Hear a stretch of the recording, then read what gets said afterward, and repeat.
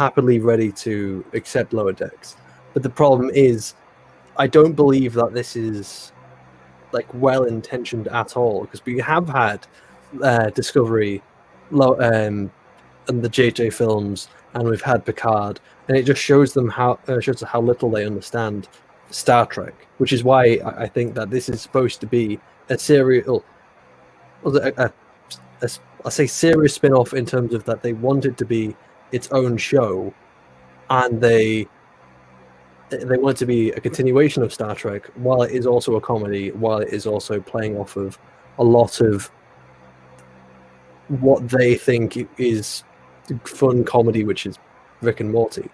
It is just trying to be Rick and Morty. That's all he's doing. Right. Okay, well, we're going live, so hey, good afternoon, everyone. Thanks for joining us. We're doing I guess you could call it a special Smudcast. We're trying to do 2 videos just because the 2 videos we've got are really short. And one of them is a review of the book of the Fandom Menace Volume 1. This is all on the Lore Reloaded channel. So it's fairly easy to watch. You guys could watch it yourself. We're going to go through it with you.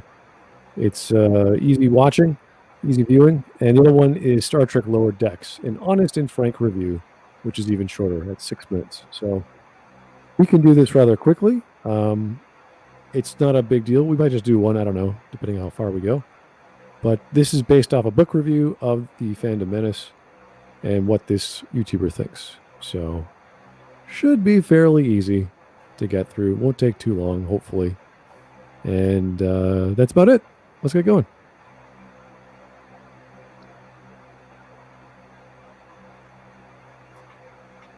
My part is writing. I am an author of the Elemental Saga, Elemental Heart, Elemental Dragonfire, and Brimstone. And I'm not the only one. Like the YouTubers are a fan collective that stand together, protect, and help one another. I plan on this book being a flagship of a series of books where Fandom Menace authors come together and do the same thing that the YouTubers have done, the culture that they have created, people like Jeremy Griggs, people like Ethan Van Sciver, who come together. This guy likes to be very in their particular niche. Overly dramatic, doesn't he? Well, he's obviously very serious about being an author, and the same way YouTubers are talking about the Fandom Menace, he wanted to publish a book about it. So I don't have any problem with him publishing a book about it and what he's trying to do, but the way he's presenting it is very over dramatic, and I think he's probably more of an author than someone who sits in front of a camera and can speak. I don't know. He just needs to come across like less like he's being really serious and over dramatic when it doesn't really need to be that serious. He's just publishing a book. Well, he's publishing 5 books, I think. So Okay. This is the first one that came out. So this is an ongoing project.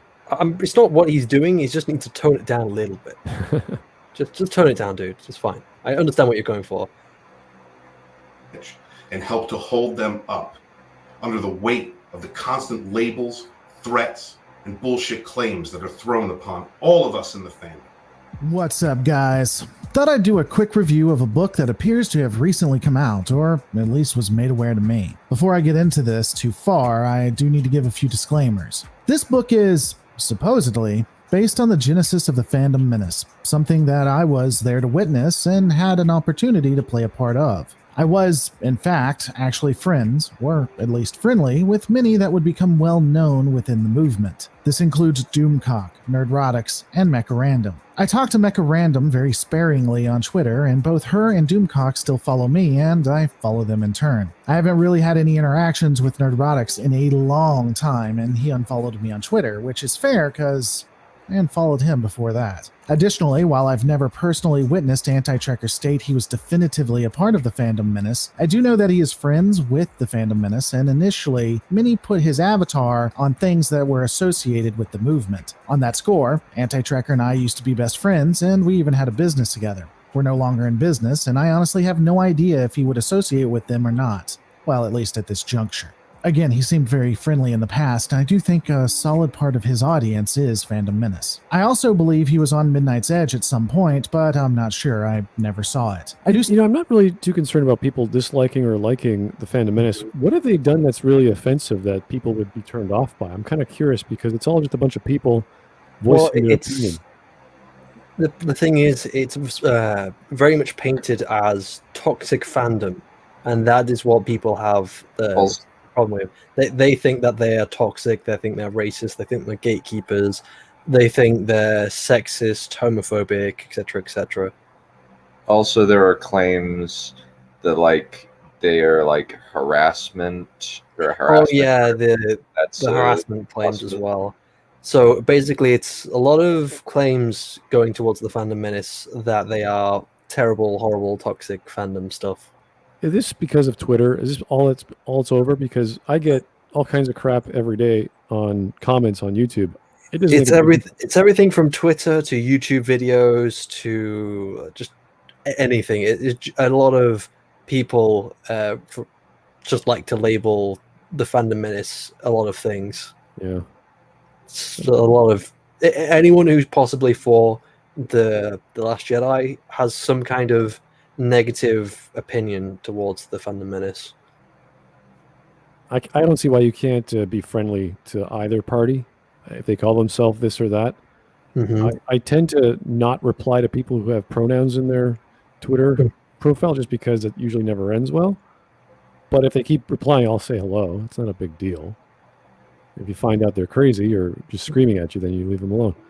But I don't really see the big deal whether you are or are not part of the Fandom Menace, whether you did or not like Star Wars, the sequel trilogy, or what have you. I'm like, I don't care. It doesn't make a difference. It's a hashtag. You have a super chat. Oh, there we go. Hey, Todd Howard. Thank you, sir. Smud, how's it going? I'm okay, a little sleepy, but I took a nap. I'm a little better. Your videos helped me get back into writing. I just finished my first issue of my comic. Bravo. Congratulations. Woo! Yeah. Always nice to hear people getting published or making their own book. And, I think Dunn inspires me every week because he finishes a book in record time. So, it's great to hang out with you guys and hear about your accomplishments. So, bravo, Todd. If you need any help, be happy to give you a little shout there. Yeah. But tell us when you're getting published. Thank you. Cool. Still watch some of his and Mecha Random's videos. And Anti-Trekker and I still tell our audience to go watch the others' live streams if we're getting off our live stream for that day. Also, while I have a lot of issues with some of the things We Are Starfleet does and says, shout out to my boy Cody on Twitter. Keep arguing in bad faith, buddy. See how far that gets you. I find that This is again, these people who keep saying, oh, you're arguing in bad faith for this or that reason. Maybe he's being honest or truthful. I don't know. It's the go-to where, he's not talking or arguing in bad faith because he said something I didn't like or whatever. I don't get this statement. I've been accused of this as well. Just tell me, what am I doing wrong? I think that this is actually somebody who was arguing that like something. I think that he's arguing for this person who is not a member of the Fandom Menace. I think that she made like a pro like feminine. Pro like what is it? Not pro feminist. It was like pro something or other. And I believe this video got covered on EFAP or something. The video that we're looking at now. How with the picture of the woman wearing the Wonder Woman shirt. Right, but I don't see the big deal whether it's covered on EFAP or not. I mean, we've covered one of this person's videos before. It wasn't a big deal. And criticism is great. This is why we communicate and argue and have communities online and. No, but the thing is, though, that there's a difference between criticism and things like straw manning and bad faith and all that kind of stuff. Oh, well, that's understood. That's why I have no problems addressing these concerns and critiquing them. But when they say, like, you or I are arguing in bad faith, it's like, great. What did I do? Like, tell me what argument what illogical fallacy did I make? Or what logical fallacy? I remember asking Taxon because I remember Taxon making some very bad faith arguments. And then I asked Taxon, what I did, that the reason why they wouldn't come on and have a chat and have a conversation interview. And they said, oh, well, you're being bad faith all the time. This entire stream is like, can you show me where and explain why? And he's like, no, you're just bad faith. Like, okay. Well, it's probably a good bullet to dodge, actually, to not have it. When they quote anything out of context, and I remember Taxon made that 1 minute clip of all of us just getting angry because we were so frustrated. No, I remember it was all laughing. Like apparently that's supposed to be evidence, and then LitDev said, of course he wants them to be about The Last Jedi. Yeah. And then that was the whole clip. And that's the one I said hello there on. I more agree with their ideals than those of modern day Fandom Menace. A lot of the audience, not all, but a lot of the audience of Fandom Menace seem to be more about what they hate than wanting actual change or seeing any kind of positive result. What do you mean? No. No, no, no, no, no, no, no, no, no, no, no, no, no. Okay. Just because you dislike something happening now, it doesn't mean you're about what you hate at all. When you're actively trying to change something you dislike and you're trying to have a positive outcome, there's nothing wrong with criticizing very poorly done media. Very, very, very, very poorly done. Especially if you're very passionate about the franchise which they are driving to the ground. Yeah, we've had bad movies throughout history, but most of them have not been in long-running franchises like Star Wars. Yeah. The way he's saying it as well as with the whole saving what you love thing, it's all just bizarre. Like it's like he's trying to make you're fighting what you hate instead of saving what you love. Well, I think he's framing in the way that we just criticize it because we hate it, but we don't provide solutions. Well, criticism does not necessitate or conclude, here's an answer. It's kind of, we sort of assume this is bad, and we explain why it's bad, and you can say, okay, oh, well, obviously the opposite of that is good, or don't do that. It's like, yeah, that's what we're saying. We some of us provide answers, some of us do rewrites, some of us do retellings. Like I did that for The Last Jedi because it was so bad, and it was just so much fun to put it back together. So we can provide solutions, but that's not the point of criticism. Mm-hmm. And we do this. I mean, I've done this with buddies on Mass Effect. Every time we get into a discussion, it's like, well, why didn't they just do this? Why didn't the story just go that way? Why didn't this character just do that? There's the so very many nature ways to solve a problem that it's just obvious brainstorming. If you take 2 minutes and do it, when you think about these things critically. The very nature of telling you what you have done wrong is, I think, constructive enough because you know what not to do and you know where the problem is. But Disney doesn't care about what the problem is because they think they've got a cash cow. And guess what? They have driven that cash cow into the ground. A behemoth of a franchise that was Star Wars now is being outshone by so many other films. It's strange. Here's Joe Crazy. Sup, guys? I just popped on. What's this about? This is about 1 or 2 videos. We might be doing a second one later by, what's his name? Lore Reloaded.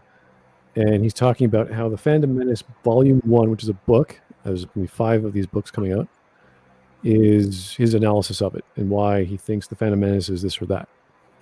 And that's fair. He can say what he likes. I'm cool with that. I think I don't understand it. I think maybe something he's focusing too much on in the video. It is like obviously a lot of people in the Fandom Menace are very passionate. Like they're extremely passionate. They have this kind of a very annoyed, angry tone when something they care and love is being besmirched in this way. And I think that they're probably right to be upset and angry. But to take the fact that they are upset and angry and say, no, that's wrong. You're wrong for being upset and angry. Or, you should be focusing on what you love rather than being angry that someone is destroying what you love. I don't see how focusing on what you love is good criticism. That's like saying, hey, I really liked your essay. Your premise was fantastic. And I'm not going to talk about the rest of it because I hate it. It doesn't help the person. It doesn't help the person creating an argument or a piece of media. So you need to point out why something is bad and how. You can't just say this is bad, that's bad, good night. You have to actually explain stuff. Yeah. If you don't look at something critically, and you just say, oh my gosh, I love this without noticing, kind of look at it like you're a chef, to use Brandon Sanderson's analogy, but also Smudboy's analogy. You take a look at the ingredients of the thing and you notice, okay, some of these ingredients are rotten, but they're good in theory. So you just buy them from market instead of where the previous writer got them, which was clearly from the bargain bin in the depths of Walmart's spoiled section. Well, I would say it's less about the ingredients and more like complete undercooking. You instead of cooking this cake, you've thrown it on the ground. You've kind of taken a shat on it. You then spread it out all over the floor, and you've made a mess. Well done. Here's a chat from Odin Der 87. I'm telling you, put out some books on Deus Ex, Human Revolution, and Mass Effect 2. I don't think I need to publish books on my fandom of things. That's kind of weird.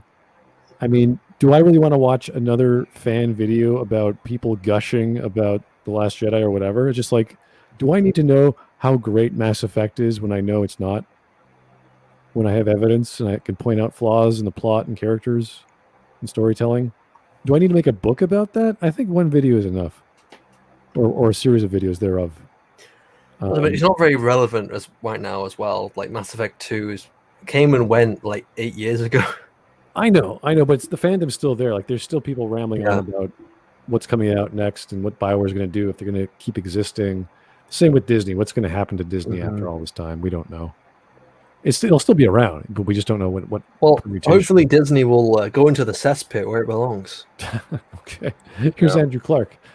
Review of the book or group. Will he distinguish? I think he's doing both, actually. So yes, I think he is, because he's made. Well, right now he seems to be making more statements about the group rather than the book itself. Yeah. He'll get to the book eventually, I know. But... Yeah. Let's keep going. What was that? Let's just go back. Honest to God, a result of media pushing negative agenda. What's a negative agenda, sir? What are you talking about? Just because we don't like... The bullet was the real problem, and then it hit the wall and it exploded into honest to God result of pushing. Oh, so I'm kind of confused right now. I'm a little bit too. Let's rewind a slight bit. I want to try to understand. Let's break it down. So it's the Fandom Menace and the Fandom the Fandom Menace channel and the Fandom Menace audience, and then they're not paying attention to the actual problem, which then causes the something negative something within media. Actual problem. So is it they're not paying attention to the actual problem? Oh, it is the actual problem, honest to God result of pushing negative agendas. Is that you're trying to say? That's what the problem is, or is that what the problem leads to? I don't know what a negative agenda is in critical analysis of media. I really don't know. You could say boycotting a movie could be a negative agenda, but that's just, I don't like this video, don't go see it, I boycott it. That's as far as that goes. Mm-hmm. You're not going to start a presidential campaign for ownership of the Fandom Menace or something and have everyone vote for you or something ridiculous. It's just a bunch of people on social media, guys. That's all it is. It's not that big. It's not that big a deal.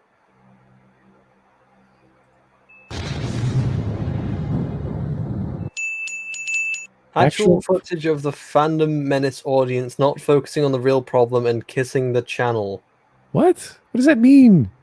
So the audience is ignoring the real problem and just focusing on the Fandom Menace channels? This doesn't make any sense. The Fandom Menace are usually pointing out the dumb. Yeah. Like, I mean, the Fandom Menace isn't always right. I've always... Back when I was with Geeks and Gamers, I did criticize Jeremy on some of the things he kind of said and did. But it was... Yeah, it's all about pointing out problems, not ignoring problems. It's hard to understand what he's trying to say. If he, instead of doing this random joke, if he just said what he meant to say, it would be a lot more easy to understand what the fuck he's talking about. All right, let's just keep going. That is just my opinion and based on what I've seen. Anyway, I did want to ensure that I was as transparent as I could be with you guys before breaking this down. Ultimately, I'm here to tell you about the book Fandom Menace, Volume 1, A Fandom Betrayed. Now, this started as an Indiegogo project that raised what appears to be over $11,000. Remember that, $11,000, 5 volumes, this is the first one. In theory, and from what I can tell, the first volume is supposed to give a genesis of the Fandom Menace and what had occurred.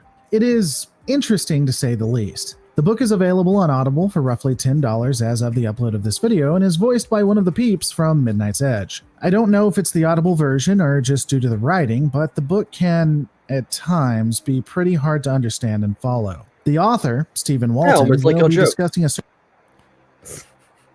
You know, a lot of these books, I don't know why they have to be created, but of course this guy is an author, so he wants to make in the medium he prefers. Well, I suppose, yeah, it's just creating your in the medium. I was going to expand upon that, but there's no way to possibly expand upon. Yeah, he's just creating media in the media he likes to make, just like we make media in video. Or I say we, you, other people like to make media.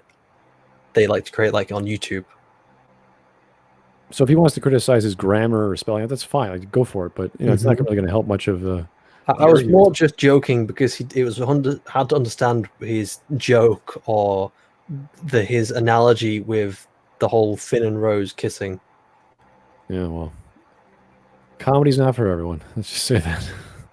As we'll soon find out when we look at. It's not comedy's not for everyone. It doesn't make any fucking sense.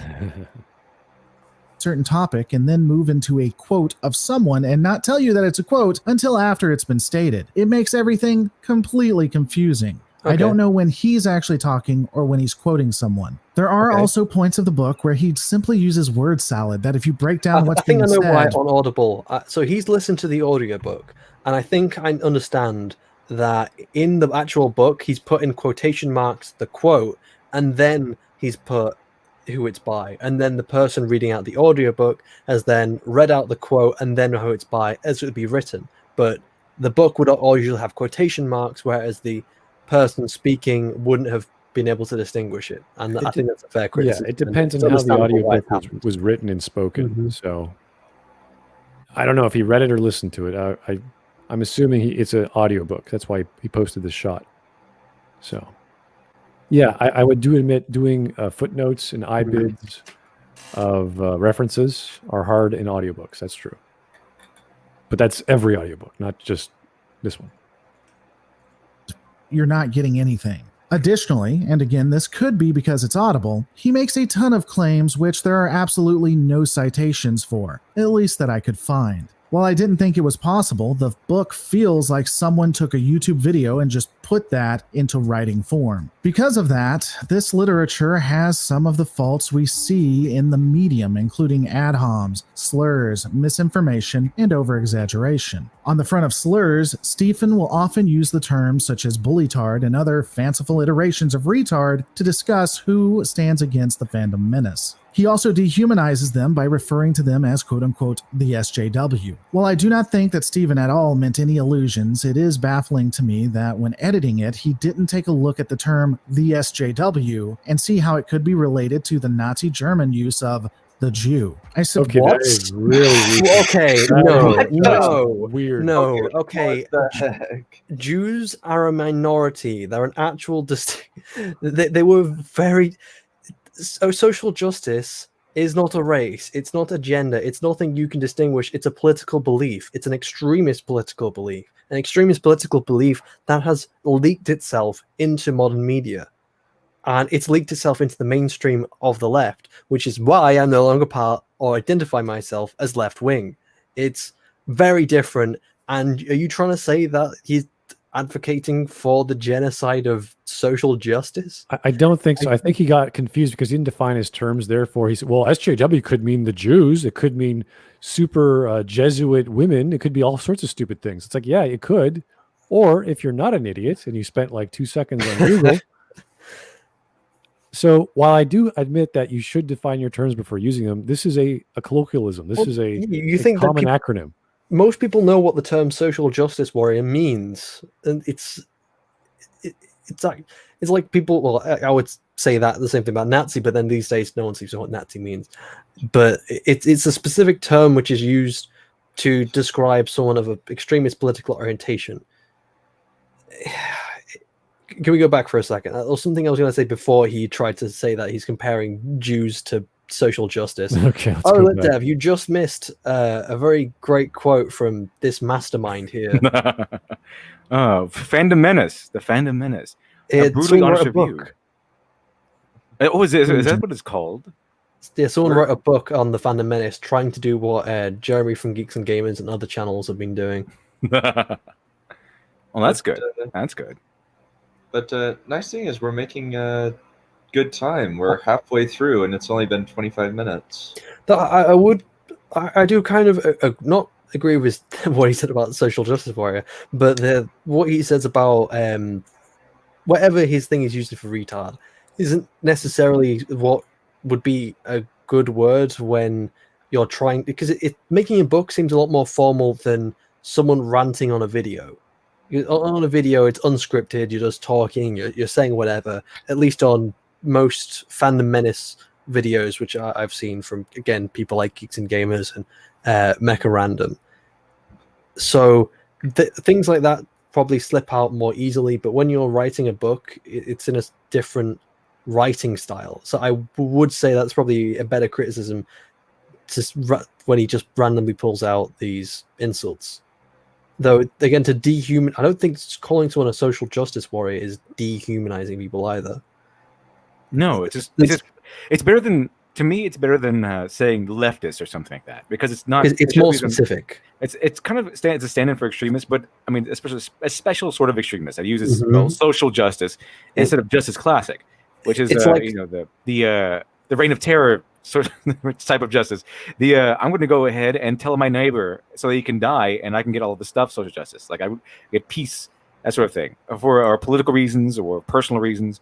That you just blame your neighbor, say your neighbor did something wrong, and then the government will take care of it. It's no different than using the term alt-right. I would say dehumanizing the enemy is things like I don't know, saying social justice warriors aren't human, for instance, or that they're intentionally evil, or and this, that, and the other. We make fun of the fact that they don't human very well. They don't really get humanity all that well. That's a proven fact. Yeah, I mean, I'm not going to disagree with that, but what he's calling dehumanizing is not dehumanizing. Unless you're trying to say that calling someone alt-right, if they are actually we're talking if they actually are alt-right here, that's dehumanizing. It's not. It's just an accurate way of describing someone based on their extremist political orientation. Okay, there are people who identify as alt-right, and calling those people alt-right is not dehumanizing them. It's just calling them what they are. There are people who act and have the beliefs of a social justice warrior because they preach social justice. This is what they do. And, well, social justice is just a poisonous version of justice. But if you are calling someone an alt-righter, when you know that they aren't and they have never proclaimed to be, that's dehumanizing them. You're using that term, that label, to dehumanize them and to cast them off as or take away their agency, take away any substance that someone might give them. Oh, they're just alt-right. Don't listen to them. It's also forgetting the fact that there is lots of different kinds of alt-right. So, like, I would say Alex Jones is. I wouldn't describe him as alt-right, but he is as like right extremist. To say. I think he's crazy. Yeah, he's batshit extreme crazy. Yeah, he's. If you go by definition, he is alt-right, but he is not crazy racist, believing in segregation of races and all that kind of stuff. But he's so much fun to watch, though. He's so much fun. He is. I'll admit that. So there is different flavors of alt-right and different groups of them. So there's like neo-Nazis, there's white supremacists, there's people who believe that this, that, and the other.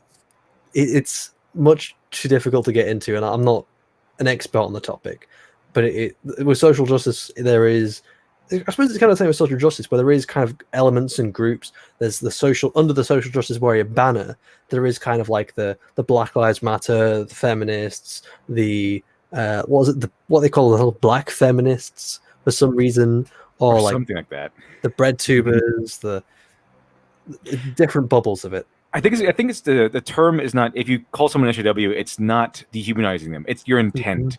If you call someone an SJW, which it happens. The most recent example is the debate between Adam Friended and Doug DeNapel, where Doug DeNapel kept using the term SJW to dehumanize people in Comicsgate.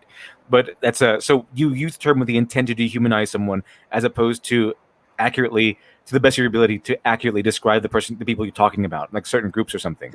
That it's difference. The difference is the intent. So if I call someone SJW because I don't want people to listen to them or whatever, that'll be dehumanization. But if they are a social justice warrior, they fit the definition of a modern social justice warrior, that's not dehumanizing. That's accurately describing them. It's all about the intent. So we see all the time with these social justice types and the NPC types, that they will call you alt-right just so that they can dehumanize you and say that, well, don't listen to them because he's alt-right, even though there's no proof to back up that claim. That's dehumanization. Just to try and understand a bit more what he's talking about, I am tempted to actually see if I can get this audiobook. He said it's only like $10 or something. Yeah. It's about $10, yeah. I'll write it down for the future thing, so I'm looking for something to do. All right, here's a super chat from Alex Halo. Even Japan knows they're called keyboard warriors. I don't know if that's true. Everyone flocks to social media anyway, so they could be this or that. I forgot which one it was. I forgot if it was China or Japan, but they actually came up with a specific name for these people. So they have a specific term for social justice warriors in Japan or China. I forgot which one it was at the moment, but they made up their own term for them to mock them, because they do not take these people seriously at all. It was hilarious. Yeah, the East are a bit more mature than the rest of the world in some cases. So Clearly. Yeah. And here's Adam Wooford. Thank you, sir.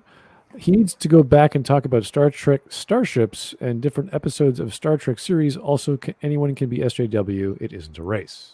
Yes, we'll get onto that now so LitDev can hear that. Yeah, there we go. It's China. It was China. They call them Baizhou, something like that. Yeah, it was China, though. They have that term for them just to mock social justice warriors, because they do not take them seriously at all. All right, here's the. But then again, that's much more complex, as China doesn't necessarily. China's a very strange country, and it's hard to make straight analogies because the government is absolutely terrible. That there is actually a legitimate rise in nationalism and racism in the country. But I know that's kind of hard to take seriously because we've heard all this it's kind of the boy who cried wolf situation where people cry racism over here all the time and we don't really believe them anymore, but then there is actually real racism in China, and that's actively supported by the government, and it's not quite a straight analogy. Your boy Zach, Diversity in Comics, now Comics Matter, he actually was a soldier. He was a Marine. He went around the world. He got shipped off around the world, and he says that other places outside of places like the US and everything, they have a lot of racism. Racism is it's not only do they have it, it's really common that people don't really notice it anymore. So it's just the example I gave was maybe, for example, a nightclub. They would say, okay, we have too many of this type of people. We need more of this type of people to go into the nightclub. So he says we have too many Turkish people or something. Get more this sort of people in there. That's what they would do, and it's just kind of this something that occurs and happens. So from his experience, he said that the U.S. is probably one of the least racist countries in the world, if you compare it to other countries. All right, let's go ahead with the rewind a bit here and listen to what he says in comparing the term SJW to something else. It's kind of strange. It is baffling to me that when editing it, he didn't take a look at the term the SJW and see how it could be related to the Nazi German use of the Jew. I suppose he would say that that's silly, and he would. What? Okay. So the way he describes the way he uses the word social justice warrior is exactly like how Nazis use the term Jews. Well, he's trying to tie anti-SJWs to Nazis. That's never been done before. How original. It is very bizarre. Because the author didn't define the term SJW, he's assuming it could mean Jews, which is ridiculous, but fine. Yeah, I covered this What, video really? and Really? the other one on my channel. It's I see you guys got to the best part. Because he said it wasn't a specific people, therefore it must mean a specific people. Like the most damaging and damning connection. It must be because he said because he never said it wasn't. The thing with SJW, yes, it is a loaded word, but it's also a very specifically loaded word. It's not like you're referring to some ethnic group.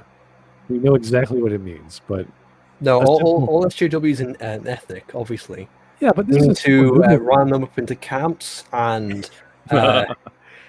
Is this another instance of the whole orcs thing from D&D where they equate orcs to certain minorities?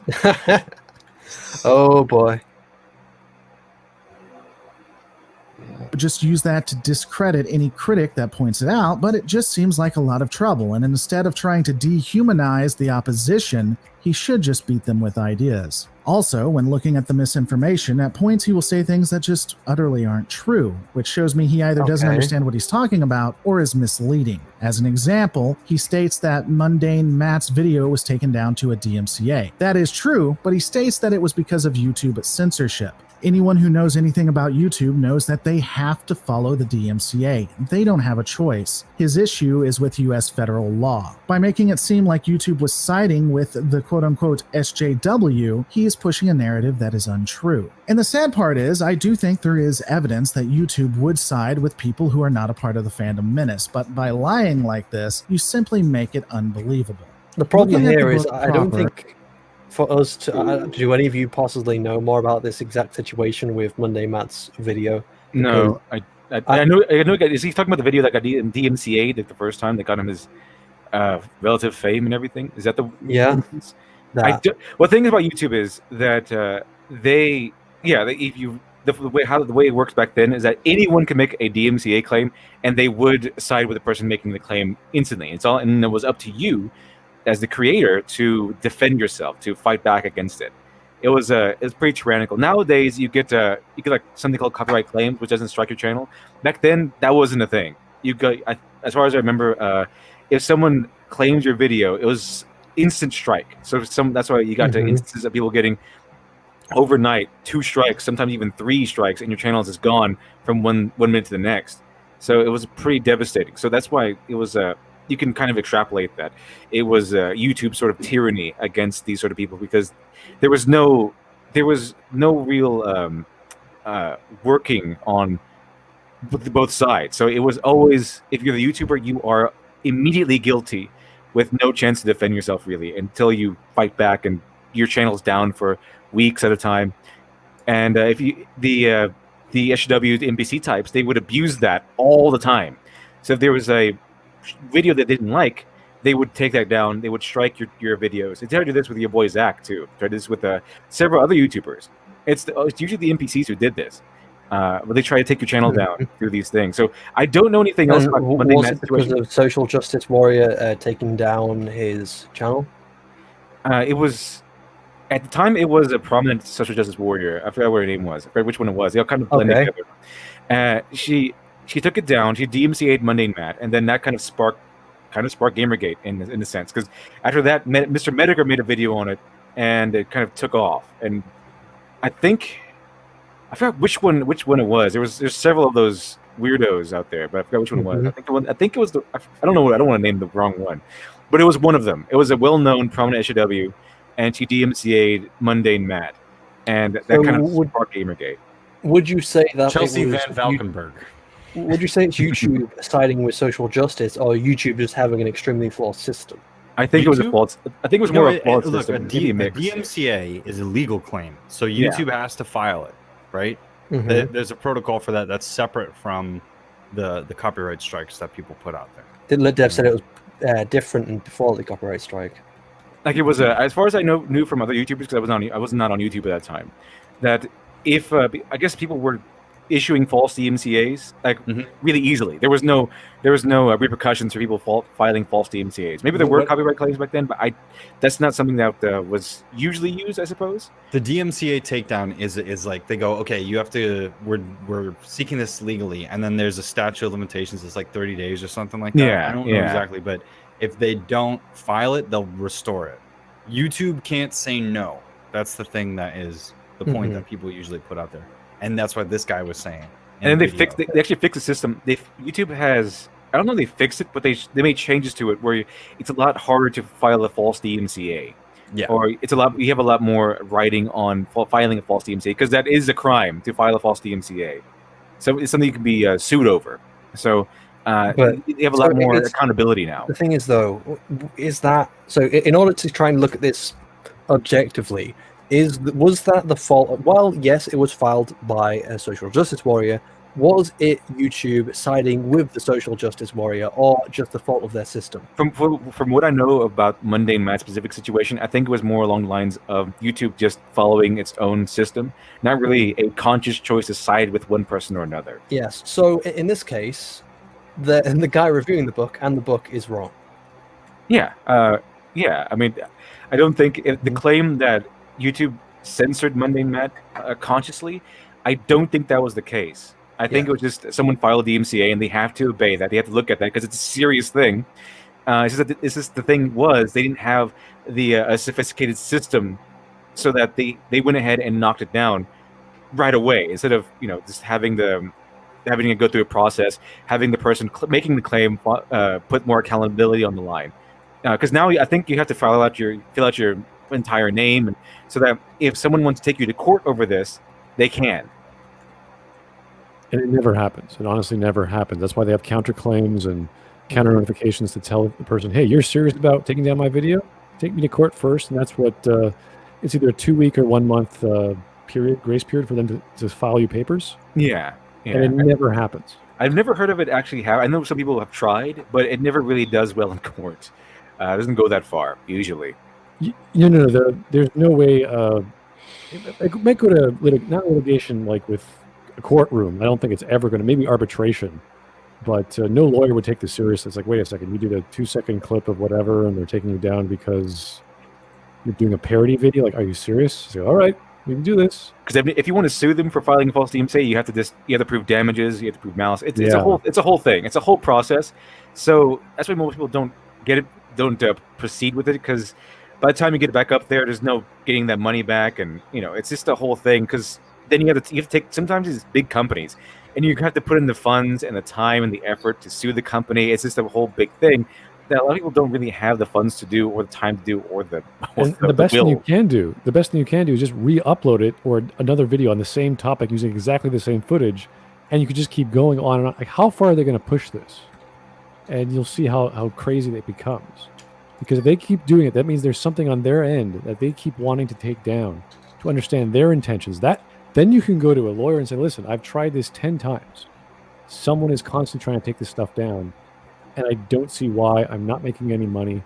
Maybe you're super popular. Maybe you're losing like thousands of dollars. Then they'd be like, oh, okay, then we could definitely sue. But other than that, if you're a small channel and they just keep taking it down, there's something going on there that doesn't make too much sense legally. So, anywho, yeah, I don't know where GamerGate popped into this, but let's find out. Also, did you find it funny that GamerGate was always being accused as like a sexist movement, but yet it has a girl as its icon?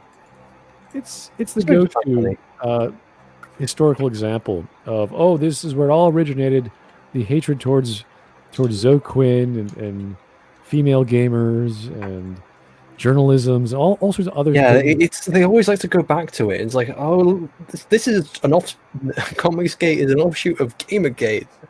It's all tied down to there. Yeah, it's really not worthy of talk. I don't think the last time I ever had a GamerGate discussion was maybe 5 years ago, maybe 6 years. I can't even recall when this happened. Such a long time ago. Anyway, not important. It begins with a focus on GamerGate. Yeah, GamerGate. He discusses a liberal, if not neoliberal, movement that infests all of Hollywood and the media. Steven states that this is done by social justice warriors, of which he begins to call them the SJW, as I pointed out, but never defines what that is. Okay, so wait a second. He defined SJW as social justice warrior, and you think it's Jew? What is... No, I think he's trying to say it's analogous to saying Jew. Like, it's the same way that the Nazis used to look at Jews. Oh god! Because apparently, because Nazis used to dehumanize people, and he sees this as dehumanizing. Okay. If that's his comparison, fine, but that's way out of line. Never tells us what he means when he says social justice warrior, which is vital in order to solidify who you're He talking didn't about. define the definition he defined. Okay. I would prefer everyone use the terms like a glossary in their books before they use them, but it's not his word. He didn't invent it. He doesn't have to have a little blurb or a paragraph saying. No. He just said he defined social justice, SJW, as social justice warrior, but he didn't define what he meant by social justice warrior. He didn't define the term he defines. I know. I know. To use his dialectic, the SJW would begin to subvert all forms of media. News journalism would be exposed during GamerGate. Now, for those who have actually looked into it, GamerGate was primarily a movement calling out favoritism in gaming journalism. Steven claims that it's basically all of journalism that has this issue, and GamerGate exposes all of it. He goes into a very long-winded explanation of all of the players that were in GamerGate. However, I question some of the facts used, and you honestly would be as well off just typing in YouTube GamerGate explained unbiased, at least in my opinion. Again, I'm not sure I agree with a lot of the points there. The book moves into a chapter called Patient Zero. Here, Stephen claims, again without evidence that I can find, that Ronald D. Moore, the production staff, liberal media, and others changed the biological sex of Starbuck as some grand conspiracy to take out others. It was done in order to subvert the original fandom. I looked this up, and Ron Moore said he just was like, what if it was a girl instead? Because he didn't think that he could do Apollo and Starbuck in the modern era. Like, for some reason, you can't have the Han Solo, Luke Skywalker style relationship between two guys. Men can't be friends because they have to either be gay or whatever. But even then, this was a while ago. So I feel like Ron Moore was just like, what if it was a woman? Because that's kind of popular right now. Could be. Yeah, like, just making a wild claim like that without any significant evidence it's not really a good thing to do. Yeah, it was literally his words on Entertainment Weekly. The way that he is, I would have to actually look at this book myself. I'm kind of interested to actually listen to the audiobook to know more about what he's talking about.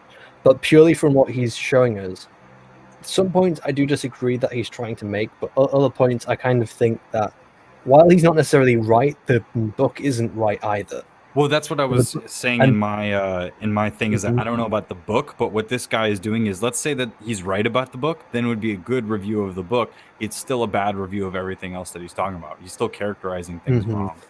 But I'll still say the book, in terms of the book saying that YouTube was favoring social justice warriors or had some kind of bias towards them, specifically with Mundane Matt, and if he's being honest about his conspiracy theory here, I would agree. Yes, those aren't good, and I do see that it's kind of similar to a lot of what Jeremy from Geeks and Gamers would do. Where he's kind of a little bit extreme in a lot of things he says and does, because it's just a YouTube rant, and it does seem that the way he's portraying it is just a YouTube rant in a book form, and that's not the way that I think this book should probably have been done. Oh, here's a great super chat. August 28th, 2014. Never forget the day gamers died. Yeah. Damn. I can't remember that long ago. What the hell happened in Yeah, there's no gamers anymore. There's no games. Gamers, the most oppressed minority in America. No, first it's furries, but that's for a very good reason. We oppress furries because it's a legitimate oppression. Yes. You are very righteous for oppressing furries. Except for Ward of Wolf. We love Wolf. Wolf's not a furry. Anyone who spoke out against the change would be called a sexist. Throughout the book, Stephen will state that the true racists are those who are pushing this social justice agenda, just wanting to utilize people as tokens. There lies another problem. Well, that one we've seen to be true. That one we've seen to be true a million times. Yeah. If I could cast all the cast as Asian, I would. Right, JJ? No. You know, I love Jada's quote of, I looked around the Emmys and it's really fucking white. It's the whitest fucking room in history. It wasn't made for you. Here's That's So Skaven. If gamers are a race, then is PC the master race? I don't Yes. know. Yes. Shiny, you like showing off your hardware, don't you? Yes. Okay. We'll just leave it at that then. Look, I spent a lot of money on this hardware so I could do the things I want to do with my visual effects. I'm happy and proud of it. Okay. Never really seems to clearly state the end goal of this cabal. He literally says that Battlestar Galactica Reimagined was a corrupted version of Battlestar Galactica, by the way, inadvertently praising the Bible while doing that, ironically, What's wrong and with that the praising the Bible? elites... Yeah, what's wrong with praising the Bible? I'm not a religious person, but No, see, but that just shows the guy's bias. It's like the fucking Bible, though. Why the Bible? It's like, I don't know, because maybe he wants to. Who cares? well, there's nothing wrong with someone who I guess is Christian praising the thing they believe in. What if you're not It's- Christian and you praise the Bible for just being interesting? What if you praise atheism? What? Like, I'm an atheist. I praise atheism. Is there something wrong with me praising atheism? I don't care, and I'm like pretty Christian, so just go for it. I don't care. I think our main problem with Battlestar Galactica was the ending. So if we're going to bash anything, it would be that. And if it's because Again, of Christianity, then fine. I don't care. We haven't read the book, so we don't know what the book said. I guarantee that he's not characterizing the book accurately. I guarantee. Because he's not characterizing Star Trek with a good faith argument, and he's not doing a good job of explaining. Well, he did one thing with GamerGate, and that was describe it as them hating journalism. But like, most of it is his narrative instead of it being accurate to what it actually is, unbiased. Everyone remembers Not Your Shield, Bogue. I remember it. Yeah. Not everybody, but I do. If you're part of GG or whatever, then you remember that shit. That's Not Your when all the Shield art- was all about... Sorry, I keep interrupting you, Smud, but Not Your Shield was all about all the people that were involved in GamerGate showing their... showing who they were, and it was a bunch of different kinds of people. Like Right. all... Yeah, it's like genders, or let's say, I said genders, women, and Men and minorities. genders. it was about women and minorities saying, you know, you're not hiding behind me, because that's what they were trying to do. It's like, oh, well, think of the minorities, think of the women, and then the women and minorities were actually coming out. It's like, no, stop using as your shield, white person. Yeah, it was a kind of a revelation that, guess what? Gamers are not just white guys. Gaming is a hobby that appeals to a lot of people from a lot of different backgrounds. Surprise, surprise. But we're still called gamer bros if we disagree with them nowadays. So, because gamer bros play like Pikmin and Animal Crossing and all sorts of other games. Yeah. Candy Crush. Yeah. All those. Yeah. Want to play some Candy Crush, man? Let's go. Let's do it. It's designed it all this way in order to destroy the old Battlestar Galactica fandom, of which after their destruction... I don't know anything about Battlestar Galactica. I don't really care about Battlestar Galactica. But the thing is, I wouldn't say it's necessarily... like with things like Star Wars and Star Trek, I think Star Trek's a better example. Star Trek is actively trying to get rid of the old fandom to replace it with a new fandom. And that is not... well, I wouldn't say it's maliciously trying to destroy, but it is an incredibly stupid thing to do when you have an existing franchise, to say, fuck you to your fandom, and then just do whatever the hell you want to do because you think it's going to make you money, and you have the added advantage of, you know, having an existing name which you can market off. I think that's what Lower Decks has become, though. I think that's all we can understand. But it's not... I don't think anyone came in to making Star Wars and Star Trek and think, well, today, how am I going to destroy it today? I think it's more just their idiocy and their complete ignorance which has destroyed it. By these elements, the woke people, as well as those who orchestrated it, simply left and let the remains wither. They let Battlestar Galactica die. They destroyed it. He goes on to point out that Ghostbusters 2016 was some form of advanced idea, and it was a prototype film in this regard of the SJW. He claims that Ghostbusters as a franchise was No, destroyed it wasn't due to them. type SJW. It was actually an SJW, and it did uproar a lot of the fandom because it was a very stupid, poorly written film. It was very politically charged as well. If you can even argue that improv is written, so I don't know. It's just a mishmash of jokes that don't land, or Yeah. Oh my. I'm more laughing at how unfunny it is. Like, get out, Ghost! Just slaps this person. It's like, what the fuck are you doing? here's Dead Slash, and CG had the "I am the leader of CG" video. Yeah, well, Yeah. if we bother to see it, yeah. I mean, what he's going to say is that he's going to say that people said Ghostbusters 2016 killed Ghostbusters, but I would say that Ghostbusters didn't necessarily die because of Ghostbusters 2016. It's more just it annoyed people, and people didn't care anymore. Upset. And then Ghostbusters Afterlife came along, and that was actively trying to pander towards the fans. And he's going to say that's the reason why it's not dead. And it's not as simple as something being dead or alive, because you can revive things. You can bring back something from beyond the grave, especially when it comes to people's passion. You can reignite a fire with more wood. Forgets to mention the 2021 release of a new Ghostbusters movie, but whatever. But that release is a complete rewrite of the other film. It's ignoring it. It's removing it out. I'll say rewrite. It's removing it out of canon and replacing it with this one. That's what it's doing. It's going out of its way to be a continuation of the old Ghostbusters and to say fuck you to 2016, and that even annoyed the actors of the 2016 film. It's kind of silly to not mention something which hasn't come out yet. It's like, oh, why didn't you comment on this? It's like it's not in the public sphere. There's very little information aside from a trailer or two.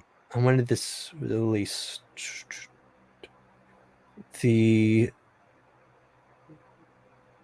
I'm trying to look at when the audiobook released, because I'm terrible with American dates. It says July the 21st. Year. You do month, day, year instead of day, year, month, and that. So the 20. Okay, so the Ghostbusters film would have been announced. I think the guy behind the book, at least from what I can see, is not wrong. He's just extreme, very similar to a lot of what the Fandom Menace seems to be.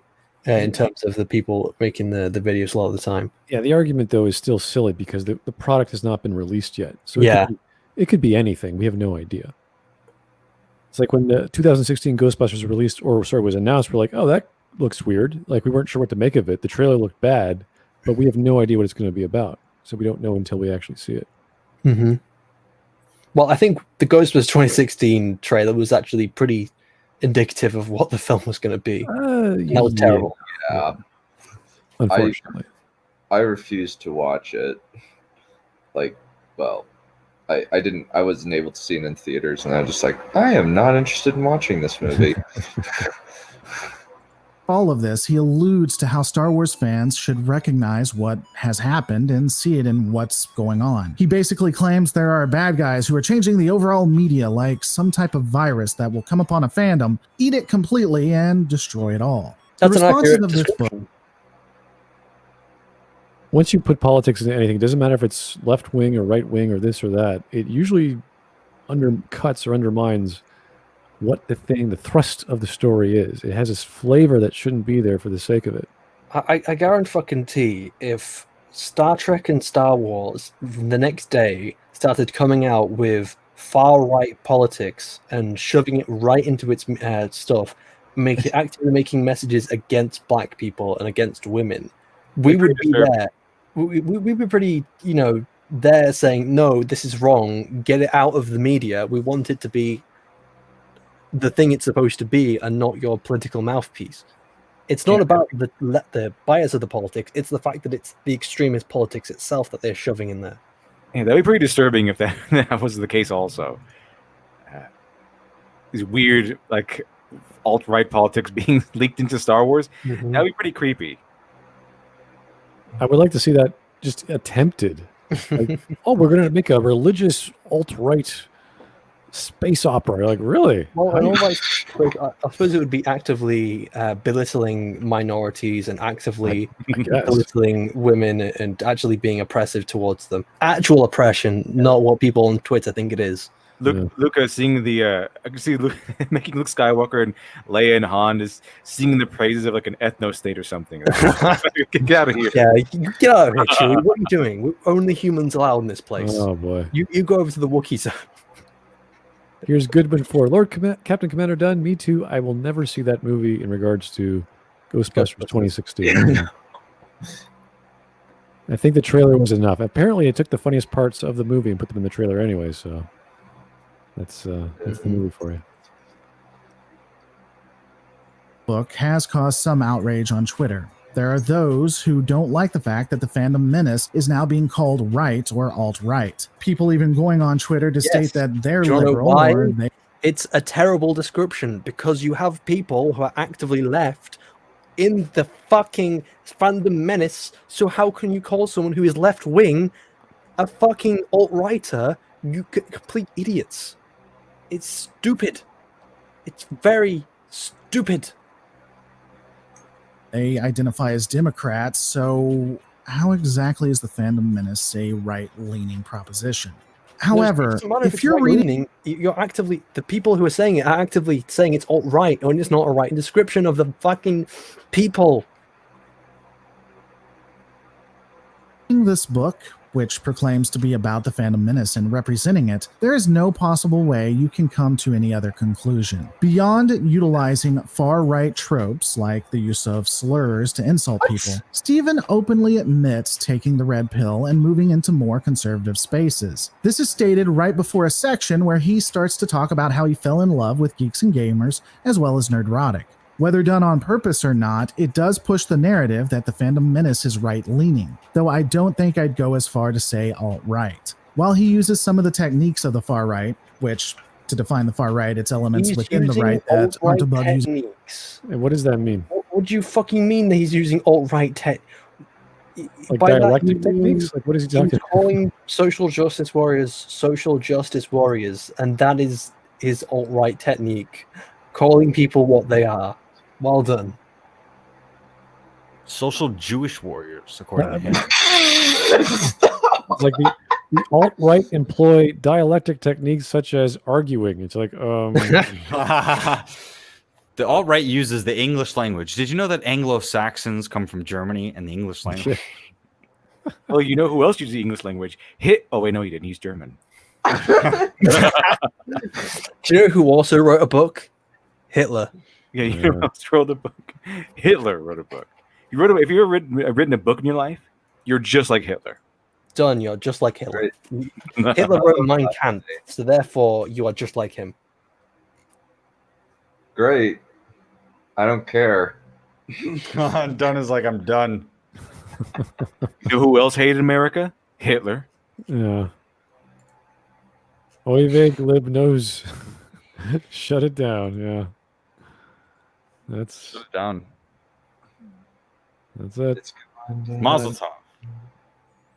Using dramatic slurs as a way of insult or shock value, as well as being fairly racist. I don't necessarily find that this book... He's Wait. racist. In what way? Okay, if you were going to make an accusation of someone being racist, you need to back that fucking shit up, because that is a very serious accusation to This make. person And you're not sounds backing up his more like an accusation. SJW, doesn't he? Accusing people of racism, sexism, this or that, being alt-right, this or that, conservative. No, he's not quite alt-right, but definitely on the right. You're like, oh, okay, yeah, fine. All these accusations. It reminds me when Mark Wade was interviewed by Richard Meyer, and he said, do you believe Richard Meyer is a white supremacist? And his response was more or less, yes, because white supremacy is a spectrum. So Yeah, I love that. So the word supreme, what does that mean to you? What do you think that is? It depends on what you mean by. That's like an extreme version of Animal Farm. Some animals are more supreme than others. Some equality is more supreme than others. That would be that. gets into that or goes that far. While I might argue he's a bit on the fringes of far right, I wouldn't say that he's completely within it, nor would I say he's alt-right. I see no evidence of So that. what is it? The problem is, I don't think Stephen is completely off base in his book. I just think it's either poorly constructed or he doesn't really understand what happened within the Fandom Menace. Or he's racist. Which one? Like, come on. Like, all these accusations. Like, oh, I'm not exactly sure what he is, but he's definitely racist, but I'm not sure about his political leaning. I like this little trick here. I like this little trick that he's using. Or he's not, I wouldn't say he's alt-right, but he's pretty close to alt-right. He's still calling him alt-right, okay, psychologically speaking. He's trying to, the words are kind of defending him or saving him from saying that he's alt-right, so he can have some plausible deniability there. I didn't call him alt-right. I called him that he's close to alt-right, but you're still tying him to the word alt-right. It's a very clever little technique that he's using right here. But he's still tying him to the alt-right. He's still tying the word alt-right to him.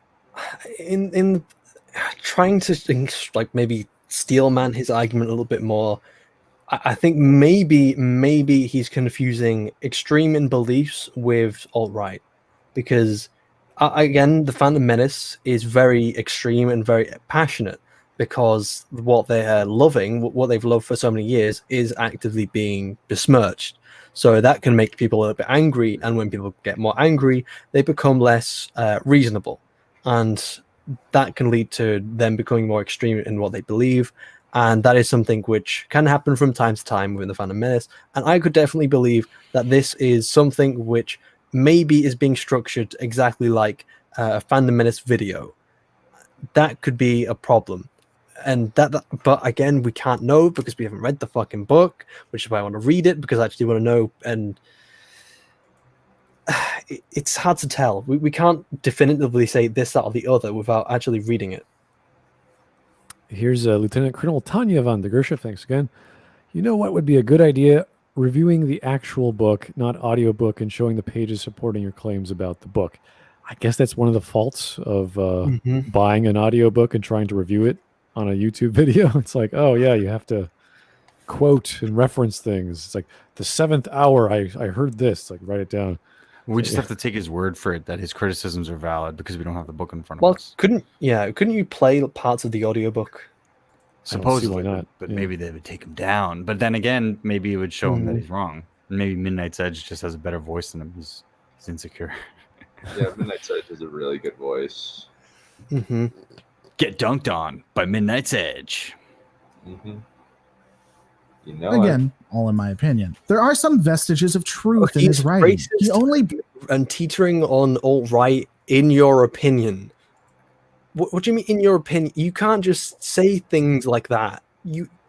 It's either he is or he isn't. It's not in your opinion if it is. Like, the way he's... I know you can have objective opinions, but the thing is, the way... I kind of believe he's a character which is very much believing in subjective opinions. Like, you can only have subjective opinions. So, like, the way he's saying it just... I feel like he's trying to say, oh, it's purely in my subjective viewpoint.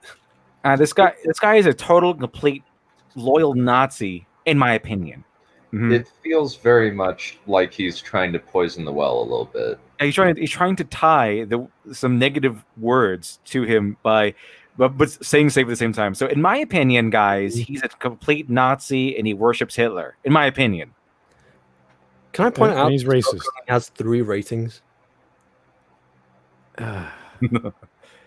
Yeah. Lenny the Shark, shining to the left of me, Glib to the right. Here I am stuck in the middle with you. Oh, isn't that cute? Glib on the right. I'm an enlightened centrist, and my fence is the highest pedestal in the land. Obviously, I'm the real centrist here. Yes, You're no just true not- centrist. Have you ever came to the country of Canada? We are like liberal up the ass. Our liberals are the centrists. You have to understand the crazy politics of Canada. All right, we have green parties. We have Look, Canada doesn't NDPs. exist. Canada is just a conspiracy It's a social construct. it's a social Canada's construct, and it's a conspiracy to hide the fact that maple syrup is actually made from dead people. It's slurm. I like the shiny to the left of me, Glib to the right, and then in the Streamlab, it's shiny. So in the center, you're actually not stuck in the middle. You're stuck in hell with LiteratureDevil. You all need Christ, and then you can join Dunn. Big Smud. Dunn will help you have your soul saved. The rest of you you're going to Literature Devil hell. I guess so. But you're obviously objectively wrong. You are right on the right wing, and therefore you are some kind of neo-Nazi, and you should be deplatformed. I'll tell you what, if I'm wrong, then I will gladly quit and just go live in the utopia that I really want to live in.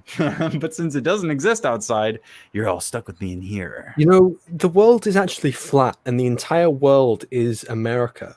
The rest of the world is a conspiracy to make Americans feel like they don't belong in the world they're born into. I don't want the whole world to be America. That's kind of a nightmare in and of itself. Even though I'm an American, we have enough space. Trust me. There's a very large portion of the map that just says America on it. We don't need to be bigger. Yeah, we don't need more population. We could fill the center more, build a couple more Las Vegases, maybe some baseball things, but we don't need more land. We have enough of that. Yeah, Kansas. Yeah, if you go out to Kansas, there's a ton of open space down there to make it into cities. I want to point out, though, is there any reason to build anything out there? Yeah, but that's the point. That's the awesome thing that people keep forgetting, that most of the population or whatever is just in the cities, and the reason you can just go outside of the cities for an hour and it's empty. And so people are complaining about overpopulation. But the thing is, though, about housing, just stop being lazy and stop being corrupt and go and have fun out there. You can do whatever you want. There's space. Go. Stop annoying me. Towns exist is because there has to be a reason why people live out in a certain place. So, for example, a lot of towns in America, which kind of eventually kind of fall apart, was the fact that they existed because of gold was found. And then after the gold ran out, the town just got abandoned because there was nothing feeding the lifeblood of the town. That's like San Francisco. And the thing is that the gold rush was this is so off topic, but all of that stuff, most of the western frontier, the moving from east to west and the manifest destiny aspect of that, a lot of the towns ended up being farm towns or places where there would be an outpost on the way towards the west, and those towns became farming areas. But then people would find oil, or they would find natural gas, or whatever it is they would find, and that would become its own carpetbagging industry, or rich people would come out. So the common problem ultimately, hold on, let me just finish. The ultimate thing about America is that if you go out into anywhere in the wilderness, even though you might be stuck in, let's say that you're in the middle of, there's no oceans around you, it's beautiful country. No matter, even if it's desert and it looks harsh like Arizona, and you're traveling through cavernous badlands and all this stuff, it's beautiful out there. If you're going into the Pacific Northwest, you just see evergreen trees forever. The only way that you could hate on this stuff is if you're stuck in a cubicle inside of one of the big coastal cities where everybody's a douchebag because they're upset that they're stuck in traffic all day. That is the America that people think of, but there's all this free space, and it's just we're so dumb. We're all so stupid and stuck up with our virtual lives that we can't just go out there and take a risk and go build a house or something. Looking at America's education system, I would quite agree that you're all dumb. Yeah, the American... And that is objectively true. I've been listening to a lot of Young Turks, and but they're not American. Cenk is not an American. Cenk just acts like an American. He is the most American ever American. He is the most American Uyghur I've ever met. Yeah. Kind of just forgetting all about what the Young Turks were pretty much like what were the Young Turks? Not the news organization, the Hitler Youth kind of thing. The Ottoman Empire. The Ottoman Empire. That wanted to make Ottoman Empire great again.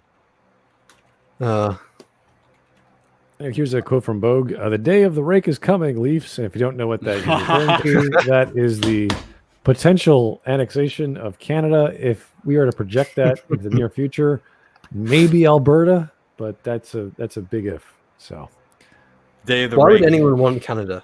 Alberta.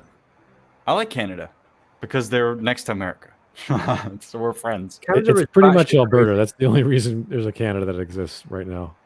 They're the ones who produce all the oil. They have the The What's tar it called again? sands. Yeah, the Athabascan tar sands. Yeah, Yeah.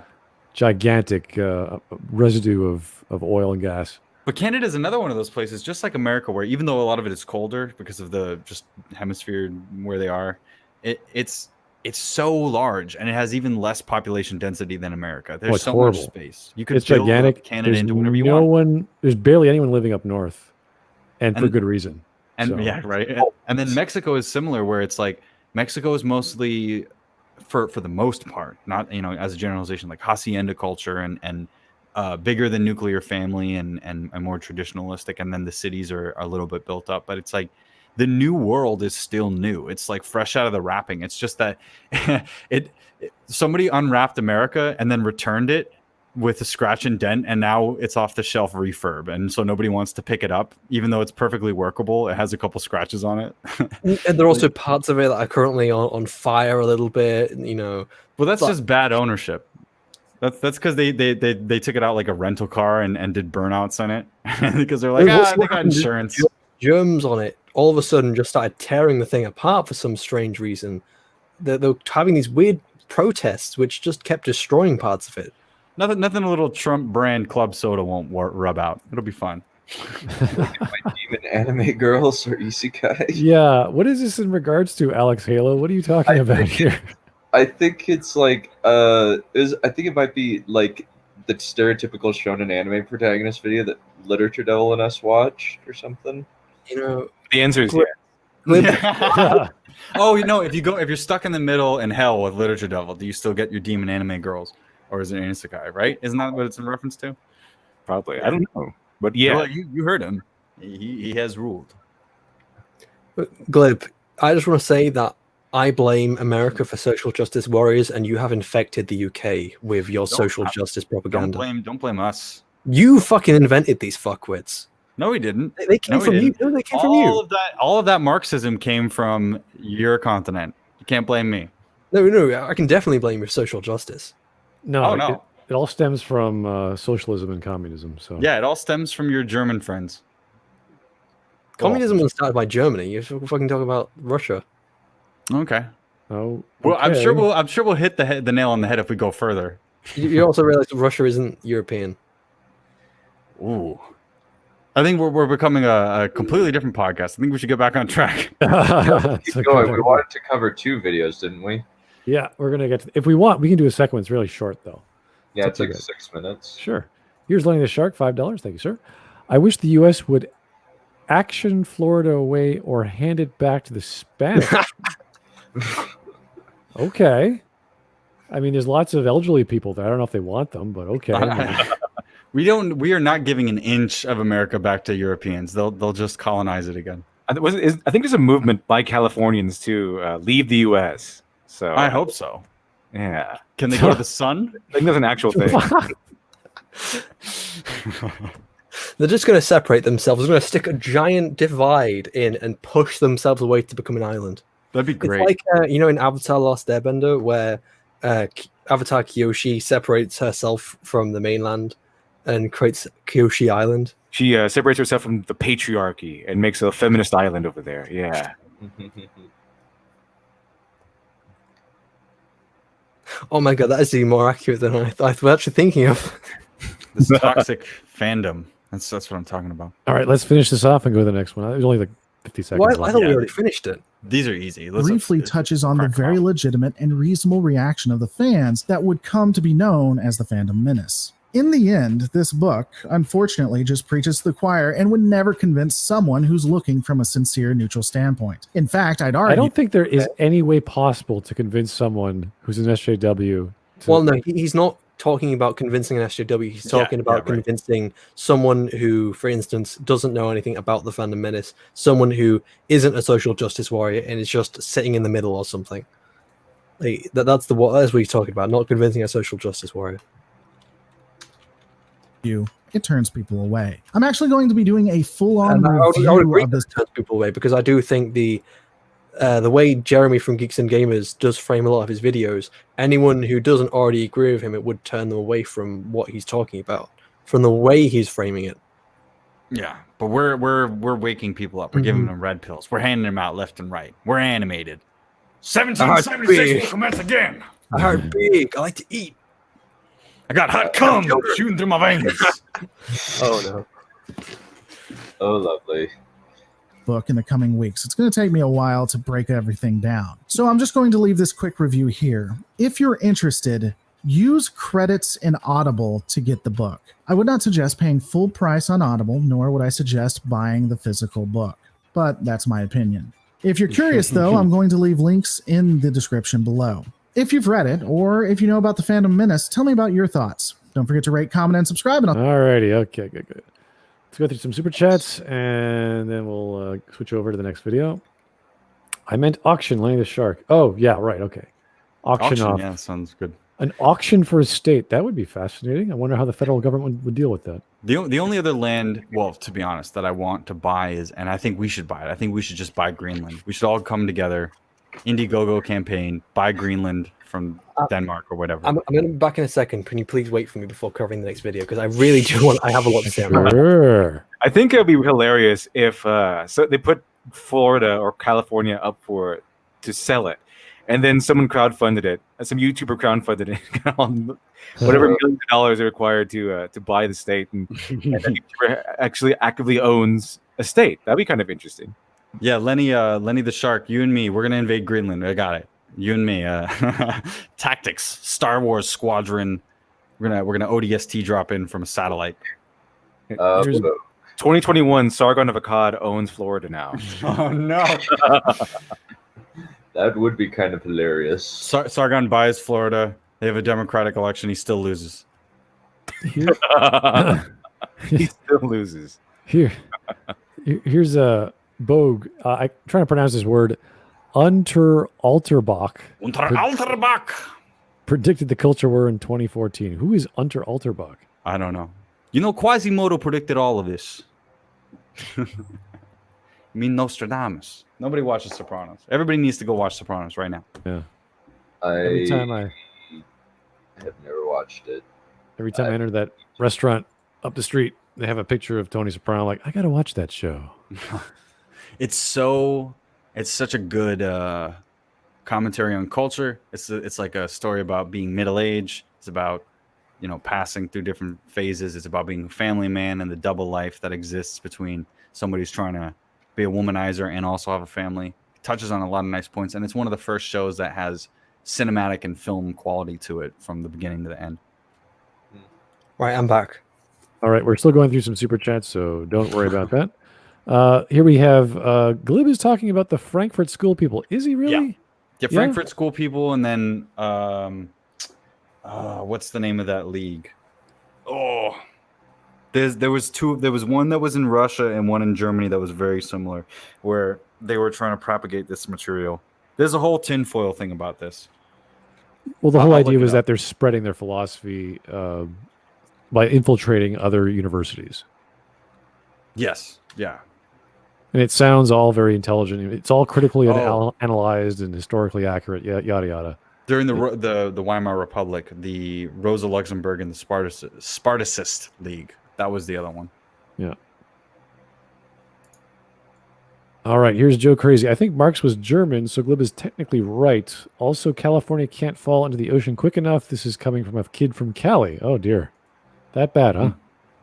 Dang, sounds bad. I know it's different than the rest of the... If we just keep going on the path to global warming, then the levels will rise up enough to cover California. The path to global warming. We're not there yet. We're on a path. See, we used global warming to our advantage and sink them into the ocean. We don't sink them. We make the ocean rise, and then they sink. Right. Okay. All the coastal cities, Venice, etc. It's like, fuck Venice. What have they ever done other than be a very cultured city? Thousands of years of culture. I don't know. Whatever. Here's Bogue again. Careful with copyright strikes, Smud. Oh no, they're gonna cut. Yeah, who's gonna copyright? Oh yeah, it's Lower Decks, because you're showing Lower Decks footage. Yeah. As long as we talk, I didn't get. Maybe we talk in like a positive tones. Yeah. Oh, this episode was fantastically horrible. I couldn't believe my mind. It was blew my mind. Through my mind. When I covered it, I didn't get a strike, so I think you'll be good. So this is a video called Star Trek Lower Decks, an honest and frank review. This got, 12,000 views a few days ago. So obviously it's popular. Okay. What's she? Maybe he's going to give us some cold, hard truths that change the way we think. Yeah, I'm ready for some cold hard truth. Let's get down to this. I'm ready for an honest and frank review of the Lower Decks, and I want to see how honest and how awesome it actually was, because we're all too dumb to notice. There's a nice little comment here for Shiny. You'll see. You might want to back up a bit. Wow, this is a very detailed program. I do have to. What's I up? feel like the rendition of Trump in that little scene there. There's an orange guy in there. So Why was that the intro? Why was that the intro to your video to show that clip? Oh, there's to the right. There's Trump. He's just working out. So they Why does he have cyan hair? Well, I mean, he might not be Trump exactly. He might be part of one of his race, like one of his. Trump is Tamaranian, you know. So this guy's probably Tamaranian. Trump is a race. Oh dear, we're dead. Yeah, the Tamaranian. They had the orange people from DC. Yeah. Aren't Tamaranians like mostly naked? I don't want to see Trump naked. I don't think anybody wants to see Trump naked. Not even Trump's wife wants to see him naked. Oh. What's up, lore masters? With the very first episode of Star Trek Lower Decks out, we can finally take a look at the newest iteration of Discovery era Here's Trek. Mott. And after watching, Yeah, it's Mott. It's Mott the barber. He just became an ensign. I can cut hair and drive a starship. You know, one thing that it really got me thinking about this one was really cool is that what if Mott was not just a barber? What if he was like Garrick?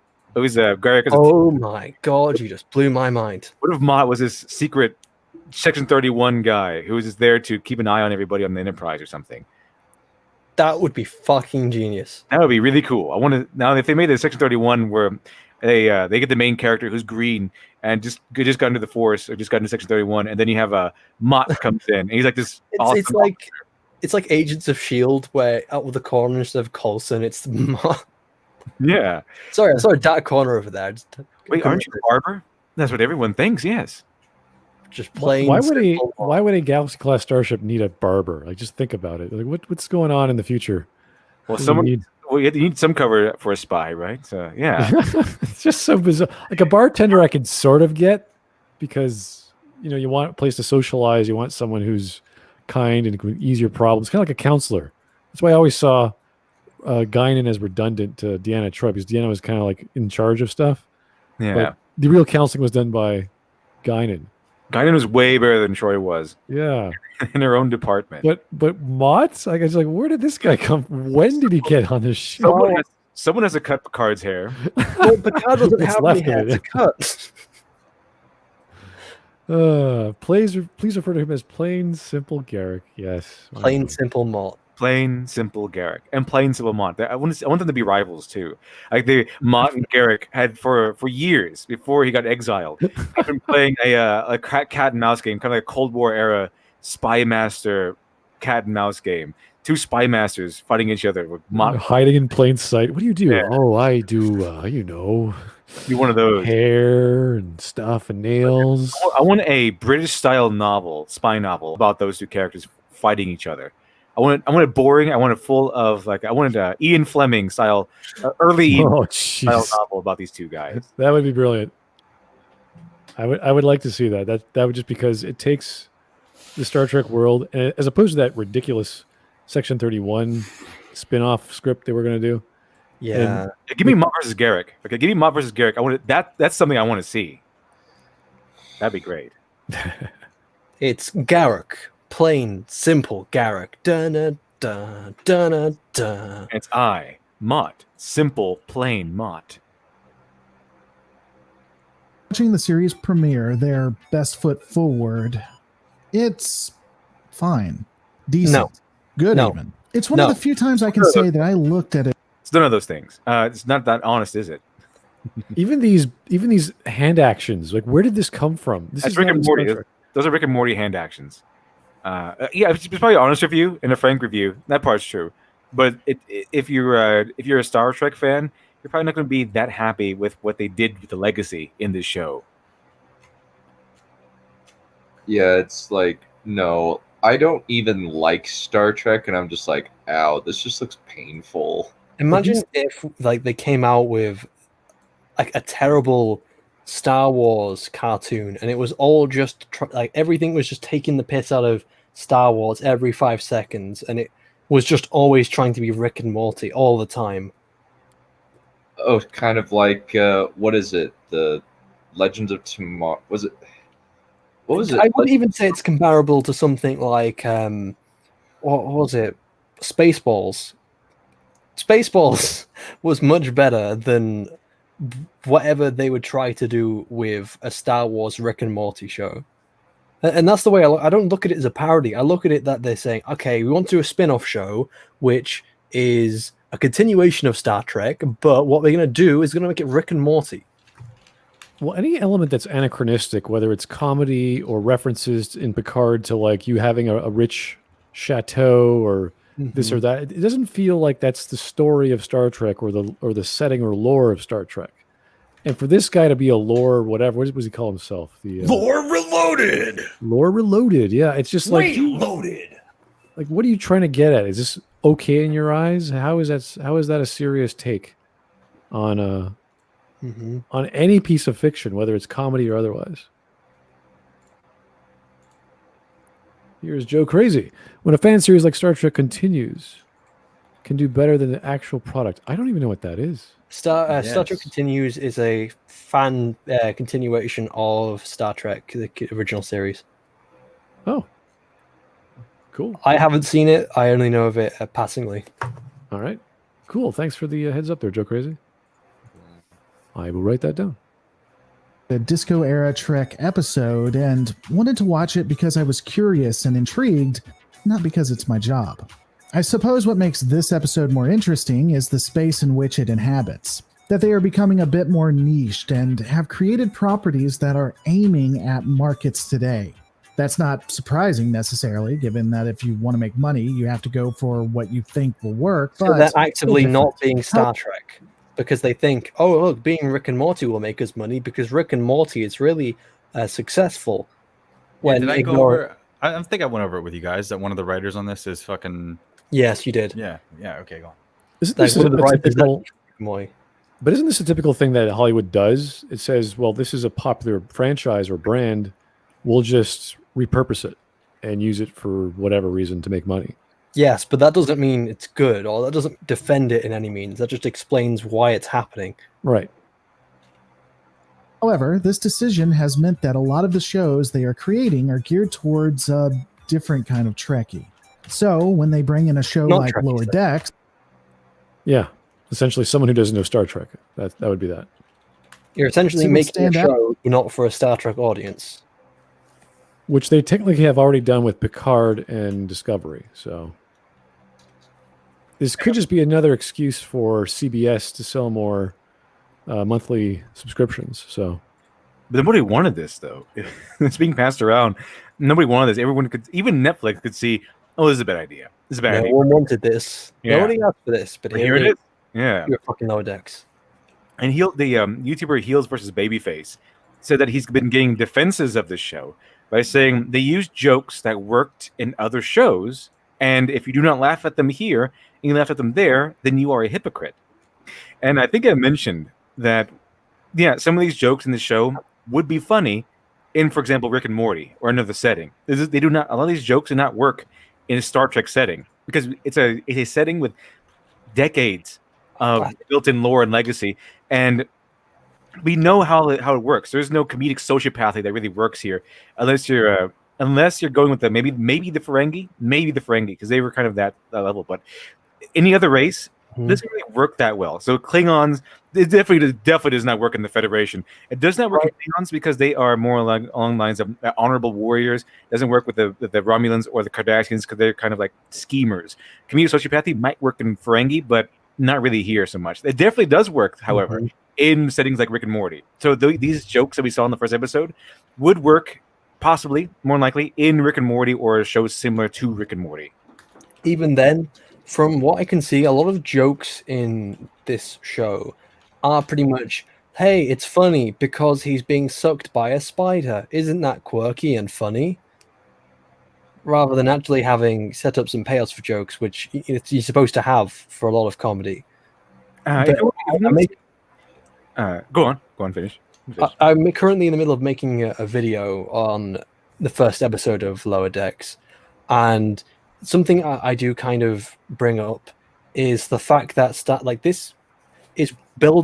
this is also already working off of the back foot, because you are actively working on an existing franchise. Because you're working on an existing franchise, it very much limits what you can get away with and what you can do. I bring up Red Dwarf because Red Dwarf, it has a lot of similarities between this and that show, but Red Dwarf was original. It wasn't having to sustain to anything which came before. Orville gets away with a lot of things because it is not actually Star Trek. It is something else. It is not working off what came before, so therefore it can get away with things which you couldn't get away with in Star Trek. And then another one with Galaxy Quest. Well, so the fact that you are working off of Star Trek means you can't do things like this. Exactly. And if you want a good example of good you might, even if you don't like the show itself, a good example of well-structured comedy would be the show Frasier. Now, if you look at the jokes that they have there, whether or not you like them personally, but they are set up in advance. They add in these little things that at first don't seem important or seem like quirks or something, but then they come back into play later. So they have basically the joke version of Chekhov's guns coming in and kind of running the whole show. So they set all the jokes up kind of in the beginning, and then they kind of run their course through the show. But it's all set up, and it kind of builds and builds and builds. And each of these jokes are set up small. They all start off small, and they do what you're supposed to do with comedy, and they get bigger and bigger and bigger. So it gets more ridiculous and extreme as the show goes on until you finally get the catharsis at the end, or you finally get the kind of relief of pressure at the end, where everything is resolved, all the big payoff happens, and then you have the falling action with the conclusion. So even if you don't like the show Frasier, I would suggest you look at the structure of each episode and how they frame and set up their jokes. Because while you might not like it, whether or not you like it, the structure underneath, the craftsmanship, is pretty spot on for comedy. Here's a great reference. That's so Skaven. They turned Spock into a pickle. Funniest thing I've ever seen. Yeah, it's great. It's fantastic. Never seen that before on a cartoon. Kirk, look at me, Kirk. I'm Pickle Spock. That would be awful. That would just be a nightmarish situation. They have not gone that dumb yet, but it's only been the first episode so far. It did remind me of an episode where Spock's brain is stolen and he's talking to to Kirk. It's like, hello, Captain. Like, Spock, you're alive. I was like, yes, I'm not quite sure where I am. Yeah, exactly. Star Trek can get pretty wacky, but not like this. Even then, that is quite renowned as a not very good episode, if I remember correctly. Yeah, I don't usually see people bring it up as an example of a great Star Trek episode. What have they done with Spock's brain? I think was the title of that show. Yeah, wild stuff back in the day. Out among the crowd. As I stated before, it's actually good in that regard. It's well made and is competent in what it does. However, it honestly isn't. Well, it is well made. Obviously, the animation's fine. Everything's there. The sound effects, this and that. It's all good. I don't know. I've had some very unfortunate pauses and I've seen things. Oh, I've seen things. Something they try to do to get away with like cartoonish motion blur it's kind of horrific. There's a moment where like he's got a motion blur of his head kind of going down really fast, and it stretches his head horrifically, and it looks horrific. The unfortunate pauses are very unfortunate. Okay, here's Rin Wesley. Apologies for the sidetrack, but I always thought Star Trek's humanitarian approach to the universe was the answer to Lovecraft's cosmic horror. That's an interesting take. Mm-hmm. That's what I love so much about Star Trek. Okay. Gene Roddenberry's view was that an idealized future of humanity was filled with peace and acceptance and love. So you have this future world where most problems are taken care of, and technology is out of this world. So the rest of existence is to learn and explore and figure stuff out and get along with people and deal with problems as they pop up. Lovecraft, I don't think dealt so much in science fiction, not because he didn't want to. He was into fantasy and dark fantasy, mostly the pulps, some novels here and there. So you're talking about different genres, but Lovecraft always wanted to put you into the state of there are things beyond your understanding you can never hope to understand, and you should be in terror of them. Yeah, the universe is dark and evil, and it's coming to get you, and there's nothing you can do to stop it. Pretty much. Like, some of it's like pretty mundane stuff, but then he goes into detail as best he can without spoiling the elder gods or whatever he called them. What about that story, Cool Air, or something like that? Where this is the guy was dead, but he's being kept alive by an air conditioner or something. There's so many weird elements. No, it's like, it's pretty cool. Like, it's really wild when you read some of his books and try to wrap your brain around them. But he's pretty much popularized the horror fantasy genre that we weren't expecting in those days. Sometimes I kind of get the hint that Lovecraft was who Stephen King was trying to be, because Lovecraft could almost take anything and make it scary and make it mystical and almost downright terrifying. Stephen King tries to do the same thing with several different instances, like a mundane item, trying to make the mundane scary. They kind of have the same sort of idea going on, but I think Lovecraft does it better. Well, Stephen King is just a mile a minute when he types, so it's like a broken clock. He'll get one of those scares right, but most of the time, like 80% of the time, it's just like, descriptions, details, history, another tangent. It's just like, holy geez, dude, you have to describe everything in the world just to get to the next scene? Yeah, if you actually watch the movie It cuts out a lot of things in that book. Holy crap, that book is thick. Like, they had to hire a full-on editor to actually edit down all the things you don't really need to make the movie. Like, they edit down all the weird tangents and tirades that Stephen King goes on in his book to get the movie. Just gotta slow down that typing speed of it. Just don't type 110 words a minute or whatever you do. Just slow down. In the video, he says, I think it depends on what he's trying to qualify as being well made, because I would classify well made as not only, I think the way he's doing it is he's saying well made is specifically referring to the animation style and the animation itself, whereas I would refer well made to also include things like the writing. Well, no, we're talking about the production value of. Obviously, he's talking about the production value, but I would, in calling something well made or well crafted, I would also include writing and writing. Sure, we default to writing always when we talk about quality, but we can definitely say The Last Jedi is well made. Lower Decks is well made. It's there. I didn't see too many problems or issues with the animation or the effects or the sound effects or that sort of thing. So to me, Has Been Hotel is more impressive animation wise than this was. Oh, Has Been Hotel is made by YouTubers. Actually, yeah, I would agree. I honestly prefer that animation style over this. Alrighty, here's Joe Crazy. I want my Klingon sauce. Is that part of the joke when she's trying to Szechuan sauce, and he's calling it Klingon sauce because it's Rick and Morty, and this is Star Trek. Oh, really? That's a Rick and Morty thing? Well, Szechuan sauce is a Rick and Morty thing. Yeah. Right, because it was season 3 or season 2. Okay. Someone correct me. Here's Alex Halo again. Thank you, sir. This would be like us weebs taking Star Wars and turning it into Neptunia. It's not going to work. They are two different series in different genre. This is why I was talking to Shiny before this. I only see it as a parody, and that's, I think, the proper lens to use. It will get stuff wrong. It will get, oh, wow, the replicator is only dispensing bananas. That's stupid. That would never happen. So you have to take it with this suspension of this is a silly environment. Things don't work this way. But it's not. Star Trek isn't supposed to be this silly environment, and they are trying That's to. why it's a parody. In fact, it's supposed to be the opposite. It's supposed to be everyone's disciplined and everyone is better than what we are today. That was the idea behind Star Trek. Right. Star Trek's not supposed to be a parody, and you shouldn't make a parody of Star Trek called Star Trek. Look at DS9. DS9 was a contradiction to the idea of Gene Roddenberry's Star Trek. Things broke down. Actually, it's only on the surface level of his idea.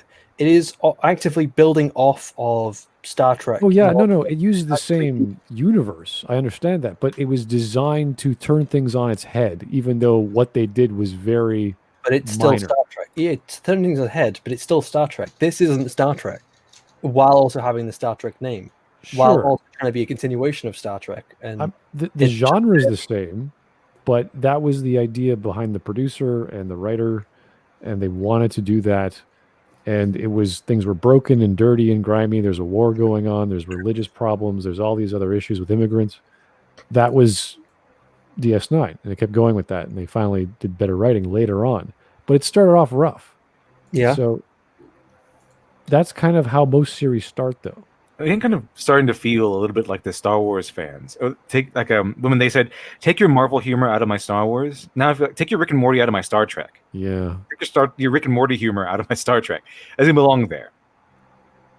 It's also possible that they're just waiting for anything that's somewhat entertaining, and this is comical at least. things at a wall. They think this is popular. Let's do this. Or that's popular. Let's do that. Rather than actually taking a look at what Star Trek is and what Star Trek is supposed to be. Like, I think Deep Space Nine is a perfect expansion of Star Trek. It Has the best captain. doesn't always agree. It doesn't always in line with Gene Roddenberry's vision. And I completely think that Gene Roddenberry wouldn't want Deep Space Nine to have the Dominion War. Oh no, definitely not. Definitely not. Not the way it was portrayed. War is absolutely the best part of Deep Space Nine, and it is lots of different ways of exploring war and different aspects of it, to the point where it even humanizes the Jem'Hadar, which are pretty much evil clones. Yeah, they did a really good job. I mean, especially that one episode where they crash land, and I think Jadzia is injured, and the other side is also kind of stranded also, and they try to work things out and everything, and try to they have a meeting. A Jem'Hadar meet with Cisco, and it was very sad because the Jem'Hadar are very honorable people and don't want to kill them if they don't have to, but they would, even knowing that they would die and lose, they would still fight because they were ordered to. Yeah, it was such a good episode because they humanized the Jem'Hadar really, really well in that episode. So the argument here from Alex Halo is, or Super Chat rather, talks about turning Star Wars into Neptunia, and this is like, I guess they're different. I don't know exactly the genre of Neptunia. I know it's a game, but I don't know exactly how they would work. Well, I think he's talking about just generally talking about turning something into something it's not supposed to be. But the thing is, this could have worked as a parody. No. If you kept all the elements from Star Trek the same, it could have worked just fine as a parody. You could do this with serious pieces of work. You could turn things into parodies or satires. It's only a handful of times they are actively making jokes at Star Trek, or parodying Star Trek, and that's the Captain's Log.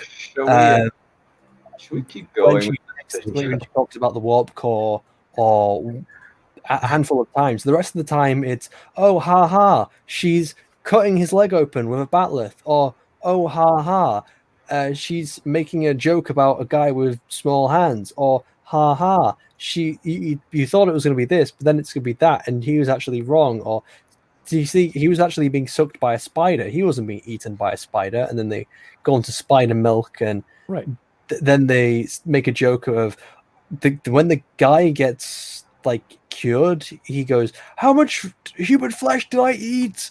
And that's another moment that's supposed to be funny. None of that has anything to do with Star Trek.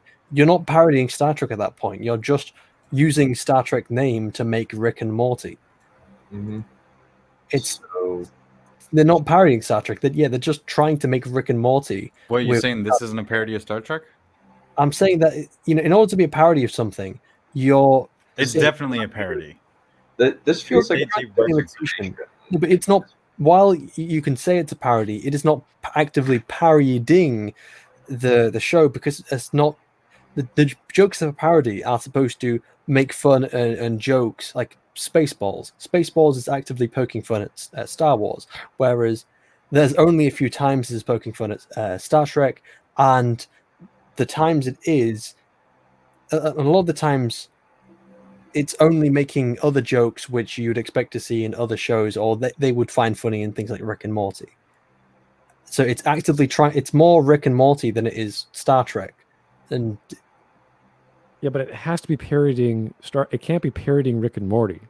It's in the style of Rick and Morty. It's trying to be Rick and Morty. It's not parodying Rick and Morty. Yeah, exactly. It is using a lot of the techniques and humor and visual elements of Rick and Morty in the Star Trek world. But it's a parody of Star Trek inside the Star Trek canon, which is the problem. It's in the continuity. Orville is a parody of Star Trek while being its own separate IP. This is taking the comedy of Rick and Morty, satirizing Star Trek, and that's what I was trying to absolutely parodying Star Trek. No, it's not satirizing Star Trek. No, it's not.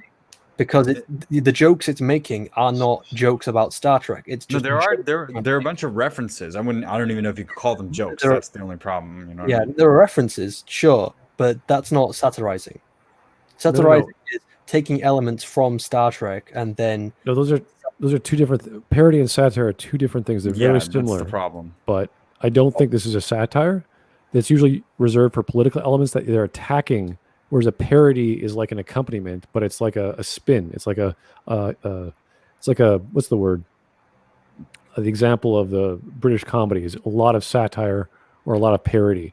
So this is definitely a parody because it's an imitation of the style of Star Trek, right? Yes, with deliberate exaggeration. It fits parody. It doesn't fit satire. It definitely doesn't have anything to say to ridicule or expose people's stupidity or vices. But it attempts at satire are hollow because it doesn't even understand what it's satiring. It's basically like, how dumb everybody is for following the rules of Star Trek when this Mariner Sue can just do whatever she wants. Semantics argument than anything.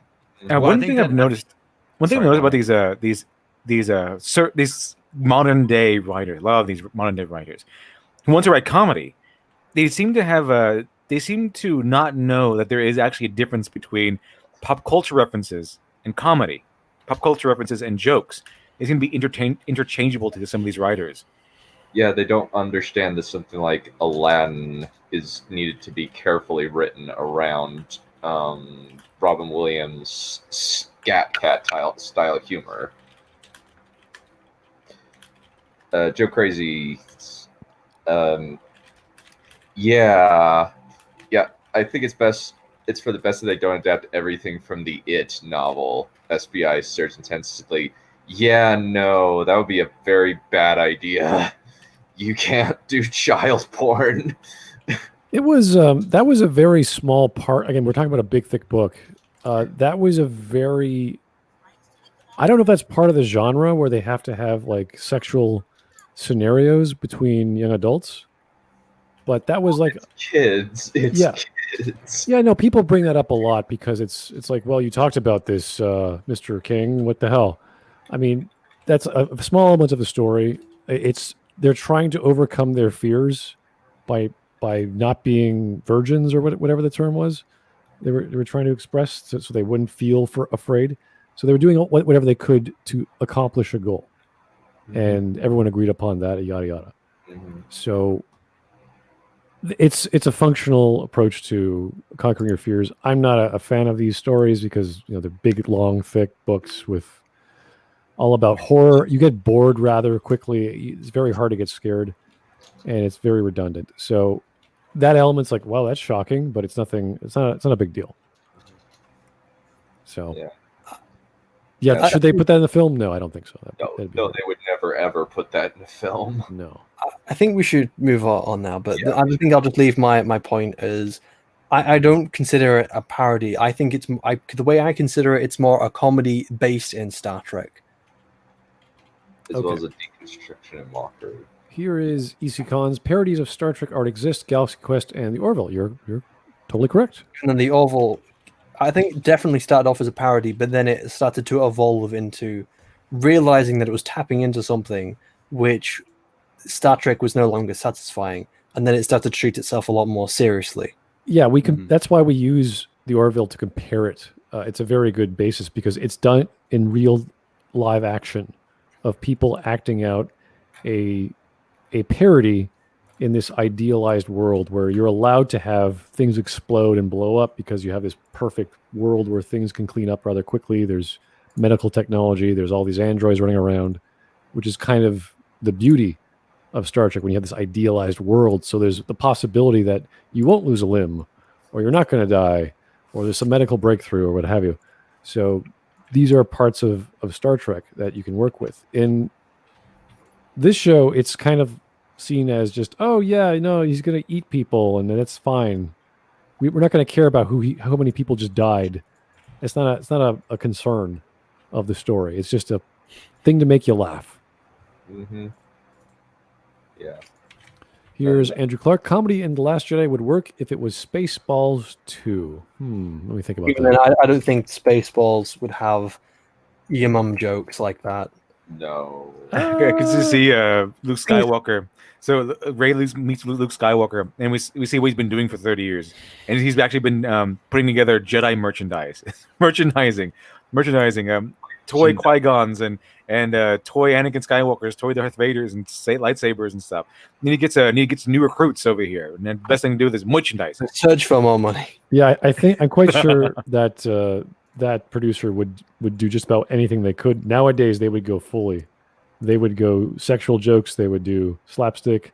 They have all kinds of jokes in Spaceballs. So yeah, they would go for low hanging fruit just as much as the bigger jokes. So if you remember your Spaceballs, I do because it's Canadian production. So Nice. yeah, very famous up in Canada. Yeah, one more super chat. All right, Edax, Glib, Lower Decks is officially Star Trek, not a parody.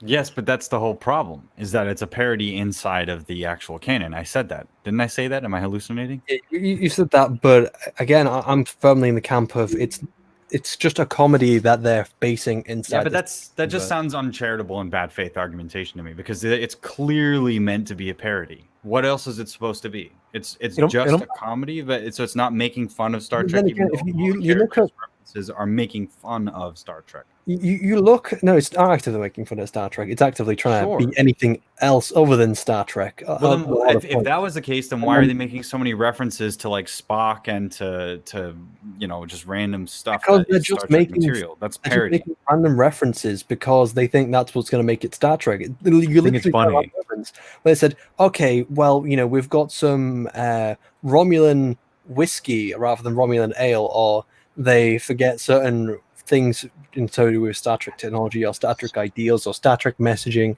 and then you have moments where it's like the ending where it says, do you know my man Spock? He came back from the dead. Do you know Worf? Do you know this? Like that is terrible referencing within your show. And this whole thing would make more sense if Lower Decks was actually a TV show within the Star Trek universe. I don't mean it's just part of the Star Trek universe. It's like this is something that Data or Picard would be watching on their day off or something. It would make a little bit more sense. It's still terrible, but it only really makes sense within the Star Trek universe if it was like a TV show within the Star Trek universe. Imagine a PSA. I don't understand how the definition of parody is an imitation of the style of a particular writer, artist, or genre with deliberate exaggeration for comic effect. Isn't that exactly a description of what Lower Decks is? It's an imitation of Star Trek with deliberate exaggeration. But it's not an imitation of Star Trek. It's actively trying to be Star Trek. And we're trying to say that, no, you're not Star Trek. Get out. But you're thinking too much of the title. And because it's owned by Paramount or what have you, they're producing the same thing. If you look at the content of the comedy and the show itself, it is a farce. That's what a parody is. It's intended to simulate or copy Star Trek. And it uses Star Trek as a model, which is the definition of imitation. I'd also call them an imitation. But that I wouldn't say that that's a parody. That is an earnest attempt. Because they're not trying to do it for comedic effect. They're not exaggerating. Like, hey, you know what happens when you get bit in the neck and then everybody just gets into a virus thing? That's just like Star Trek. The way they have shown that they don't understand Star Trek, I just believe that this is their attempt at making Rick and Morty within the world of Star Trek. It's them just trying to make a comedy. It could use another comedic style. It's still a parody of Star Trek. They could have made a dark comedy. They could have done slapstick humor. They could have done all sorts of things. Like, we can reference other techniques. It's fine, but it's still poking fun and trying to make a light-hearted joke about something in the Star Trek lore. Whether you call it Star Trek or you call it Space Trek or this or that, it makes a little difference. But We know what it's based off. How can it be an imitation when you're actively setting yourself in that canon world? It doesn't Well, matter. I think that's the semantic issue, is that if it's canon or not. But I don't think that the definition of it. Yeah, Parody, the differentiation would be is if they're intending, like you're saying, right. They're not intending it to be a parody. We look at the free use. I wouldn't call Rick and Morty a parody, and they're actively just trying to be Rick and Morty. Right, but we look at fair use. We talk about parody or satire or criticism as being allowable because it's an expression of the thing that we know we're pointing at. And this is so obvious that that Star Trek doesn't know what it's doing, or the Paramount or whoever owns the thing doesn't know what they're doing with Star Trek. They're going to actively try anything like a joke show or a cartoon or a lighthearted show. I think we're getting far too stuck on this, and there's actually a video to cover. Well, it's fine. I mean, it's working out the thing because it's a good, like, it's good to try and figure out exactly what the content is, because there's interesting definitions. It's somebody saying you should call it a mockery. Yeah, but is it intending to be a mockery, or is it intending to be earnest? Because I don't think that this is like. I think that Rick and Morty does parody in it. But because it's its own unique canon, it does parody it's not a parody by itself. Yeah. But what I think this is it's a parody of Star Trek being passed off as actual Trek. And I think that is distinguished differently by people that are disagreeing with me, in that it's an earnest attempt to be comedy Star Trek. It's not meant to be a parody. But there are too many parodical, I guess is the word, statements in it, jokes that are based on making a farce out of it. But then a farce doesn't necessarily mean it's a parody, but it's I think that it comes out with it's you either have to define that it's intentionally a parody or that it comes off as a parody, and which definition has more weight to it. If both of them line up, because what does he say? It's not a parody. Is that what the writers say? It's not a parody of Star Trek. It's meant to be what then? What do they say that it is, or what does the audience think it is if it's not a parody? Do you get what I'm saying? Like, what does it read as to you? Does it read as a satire? Does it read as just a farcical comedy, a slapstick thing? What is this? And you say it's just Rick and Morty. Well, then it's an imitation of Rick and Morty, right? It's a copy. It's a ripoff. But then it's Rick and Morty and Star Trek. To me, makes it into a parody of Star Trek, because for it to have its Rick and Morty elements, which are based on satirizing and making a parody and mocking other concepts that are serious, that's the shtick of Rick and Morty. So what I thought is that they tried to turn their show into a parody of itself, which is why it's such a disastrous decision. That's why it's so hard for us to categorize it. What we should be looking at is the actual comedy itself and saying, does this comedy work, and why, or why not? Right, and what Shiny was saying is why it doesn't work, because it is just trying to do Rick and Morty. But I just categorize it as a parody because it seems to be making fun of Star Trek just as much as it's trying to be Star Trek. Like it seems to disrespect Star Trek. I think the only thing Lower Decks achieved for me is to make me hate Rick and Morty. That's the only thing it really convinced me of doing. I did find this super chat though. Terminator 3 was a comedy but not a parody. It's like, how would you define that? Because it is actually trying to be very funny in elements, and it's just not a very good film in general. No, it's a serious film, but it has comedic elements. Like Arnie wearing those stupid glasses. Should we keep going with the video and try and blitz through it? Probably doesn't have very many arguments. No. Fantastic or wondrous. It's fine. But I wouldn't be surprised if it felt like an absolute breath of fresh air to those who have hated Star Trek Discovery as well as Star Trek Picard. The show is an adult cartoon and thus will have those types of tropes and expectations for the genre. But it is, as far as the first episode goes, kept to a more legacy feel. If you like Star Trek The Next Generation, Star Trek Deep Space Nine, Star Trek Voyager, and you like Orville, then you'll probably enjoy this series, or at least the first episode. But let's talk about the series proper. Well, what we can, at least. We can't really be sure of what it ultimately will be. We're only looking at the first episode after all, but let's see.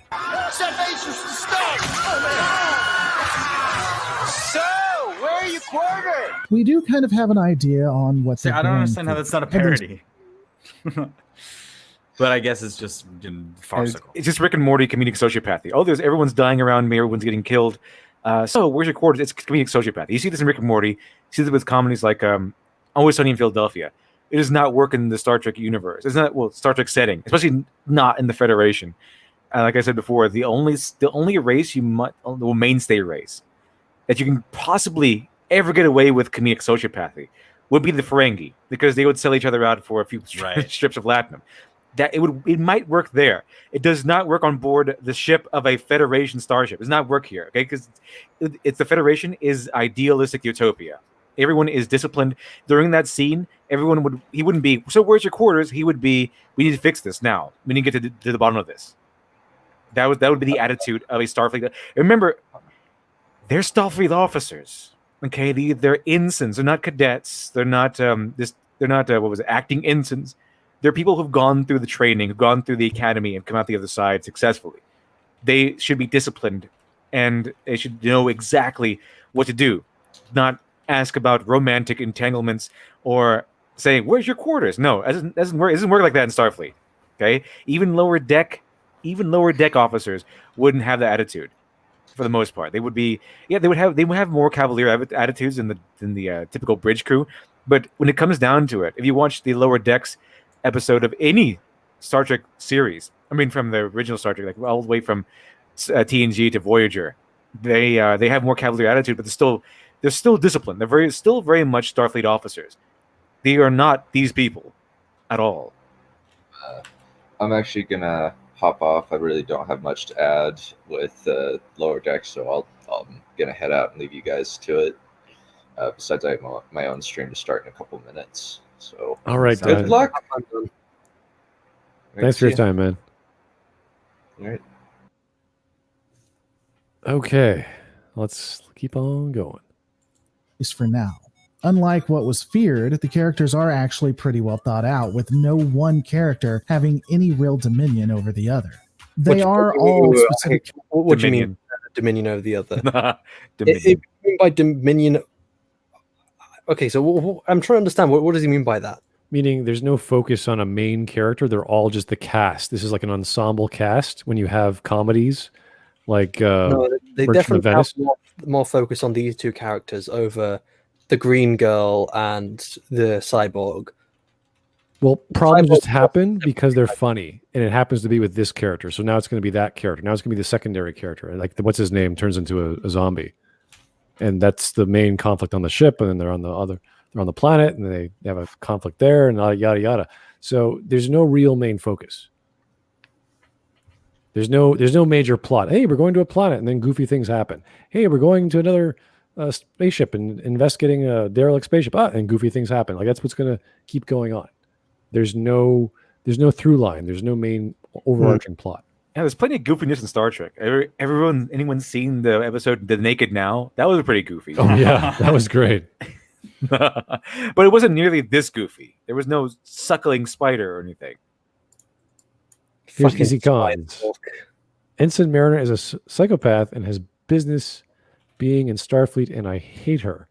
I think you meant to say no business. Yeah, no. That's the thing. It has to be a parody because these things would not happen in the Star Trek world. There's no way characters would behave this way, would develop this way, would learn this way. What the hell is a Vulcan implant affecting your thoughts? Like that doesn't make any sense. Doesn't make any sense mainly because Vulcans get that way through discipline. That's how they do it. It don't just they're not Yeah, just naturally this is- logical. This a common aspect of science fiction, especially in Star Trek, is the MMI or the man-machine interface, and we have brilliant examples of that in the Borg and Lieutenant Barclay's episode and all these other episodes. But there's no real thing that I can think of. Hey, I installed a chip in my brain, which is causing me to have logical thought like that. That's The only time that's ever happened that I can remember is like the episode where the Bajoran guy was dying. Barial. Yeah, Barial was dying, and he actually had to have parts of his brain replaced.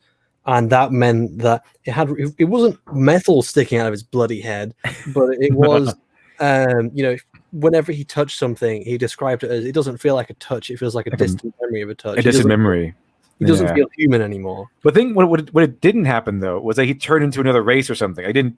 The implants didn't turn him into something else. He was virile, but with a brain that didn't function like an organic brain does. Mm-hmm. So every time he used his brain, it wasn't like an organic feel. It was, like he said, the cold memory of a touch rather than an actual touch.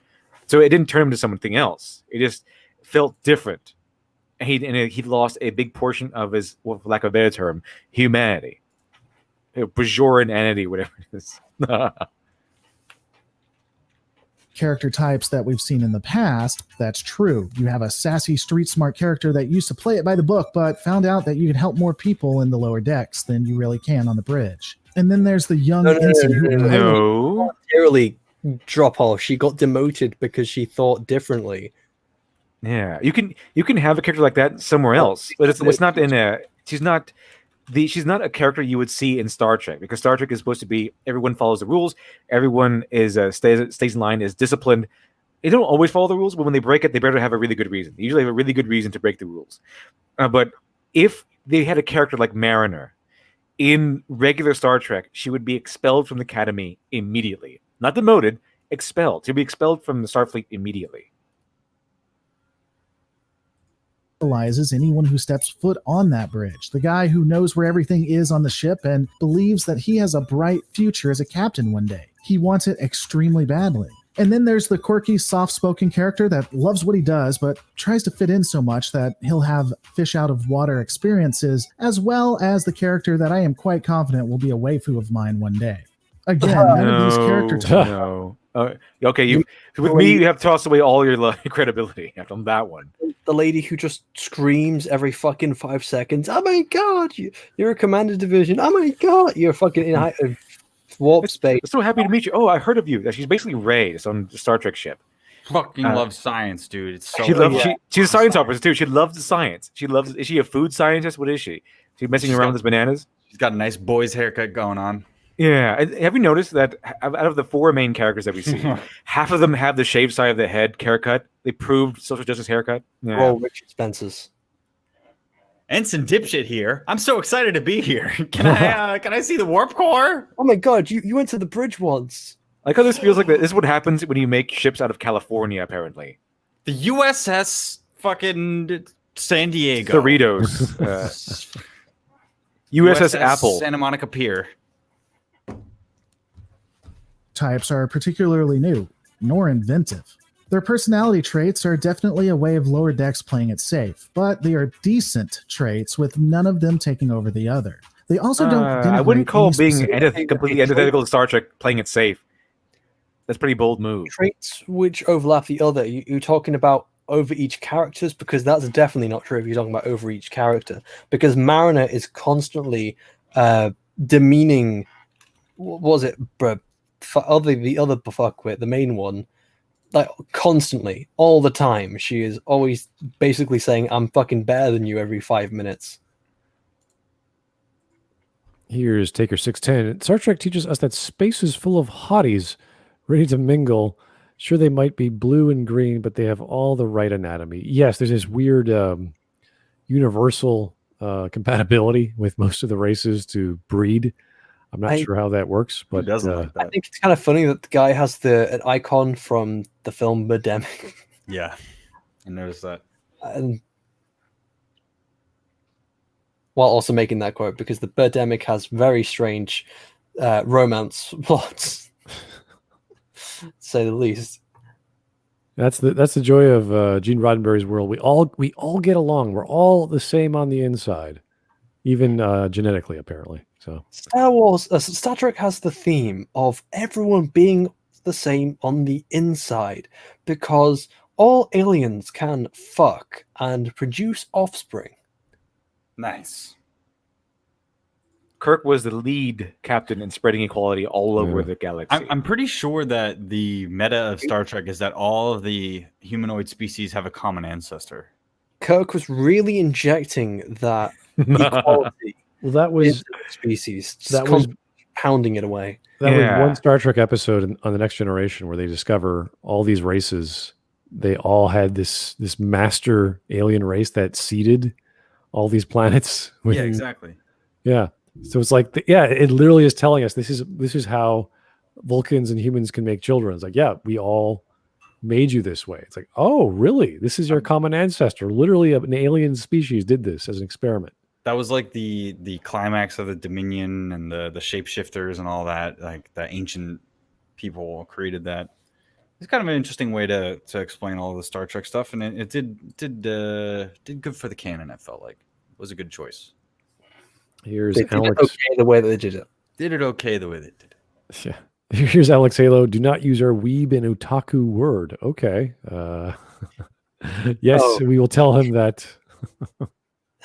It's cultural appropriation. How dare you have a waifu, I guess. I don't know. All right, let's keep on going.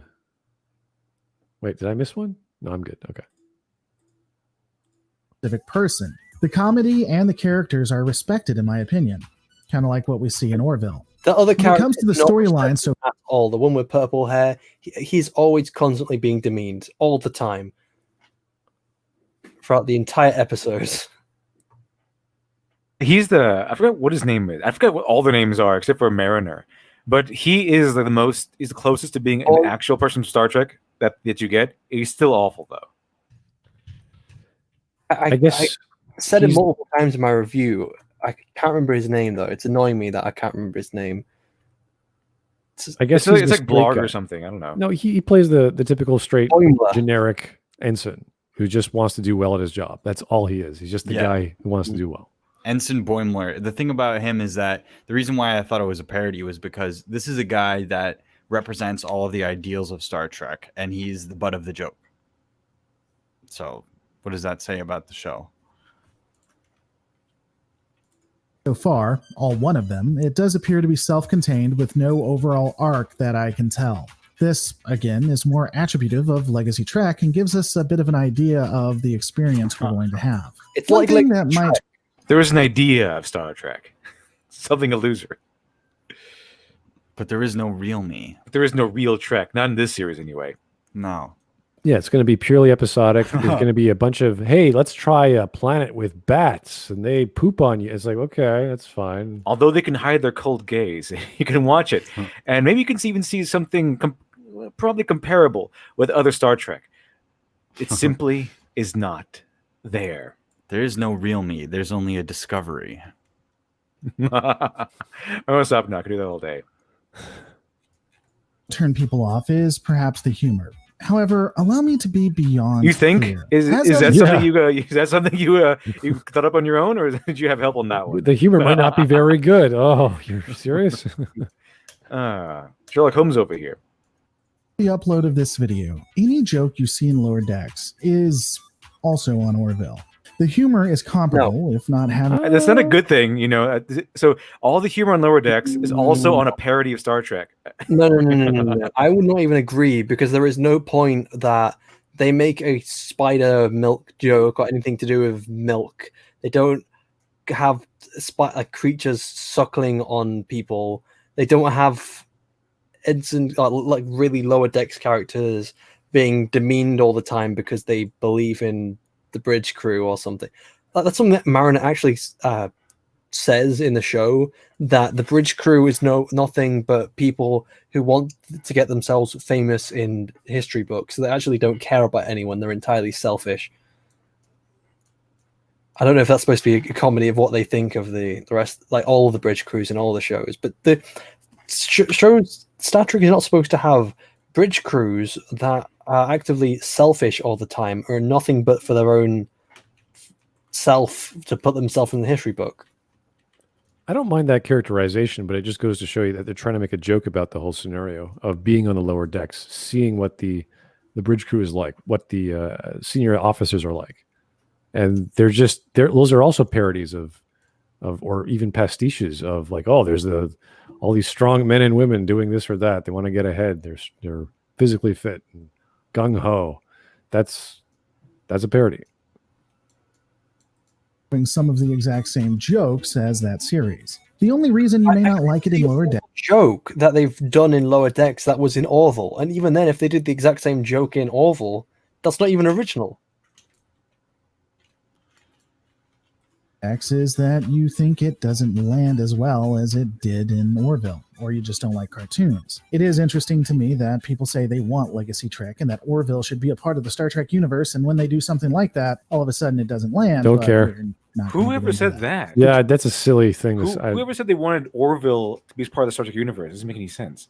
That's a really bad. There are actually people that, for some reason, want the Orville to become part of the Star Trek canon. I could see getting Seth MacFarlane and the writers of the Orville to write for Star Trek, but not mix the two shows.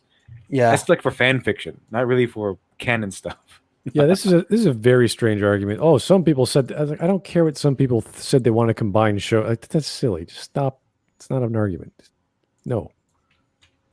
Because it's similar jokes, if not the same jokes, Orville objectively does not have better quality humor. However, objectively does not have better quality humor. I have never heard someone say that. Uh-oh.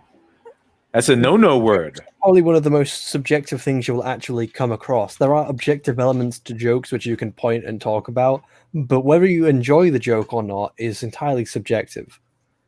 It's like you can't. Like, it's kind of like how you enjoy some kind of TV show. The enjoyment is subjective, but the quality itself is what it's actually objective. That's a very strange accusation to make. To make that to come to that conclusion takes a lot more analysis than just saying it's objectively not as good. Like, okay, yeah, sir. If you actually have to bring evidence to the table, you have to talk about what the fuck you're talking about. Here's a Lieutenant Colonel Tanya von der Gerschiff. Yeah, I enjoyed about the show, but I like the EFAP reference in the show of spider milk. Yeah, I know that came out of. I don't know where that came from, but they got it. So that and the guy who wants to blow up the warp core. That's about all I like. The two things in the show. That giant Bajoran was pretty awesome. I like the giant Bajoran. Captain, can I carry the warp core, please? Come on. I don't like anything about it at all. I hate all of it. And if the stuff I don't hate, I just nothing or dislike. I liked maybe a little bit of the colors. I liked it when it was over. I liked it when it was over. I liked it when I I liked it when I got drunk afterwards. I just want pizza rolls. Show me where the hell this show is making the exact same jokes as the Orville, because I'm trying to think the rest of my head. I am even scrolling through Orville episodes right now to try and remember some kind of joke which is in this show and that show, and I can't remember a single joke that is exactly the same. Or at least it is objectively worse. Objectively.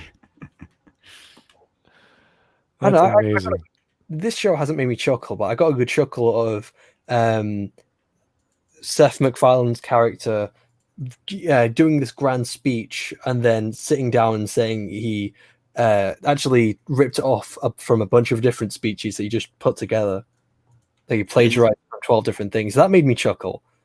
So, people can say Seth MacFarlane isn't funny, but for a guy who isn't funny, he sure makes a lot of people laugh. Yeah, sometimes his style of humor doesn't land that well, but other times it does. Sometimes it does. I find some Family Guy episodes are pretty funny. I find when you minimize Seth, but you put him in charge, then usually it works. But if you get something like that cowboy movie or A Million Ways to Die in the West, where he's in the center of everything, oh no, that was pretty awful. I did not like the movie at all.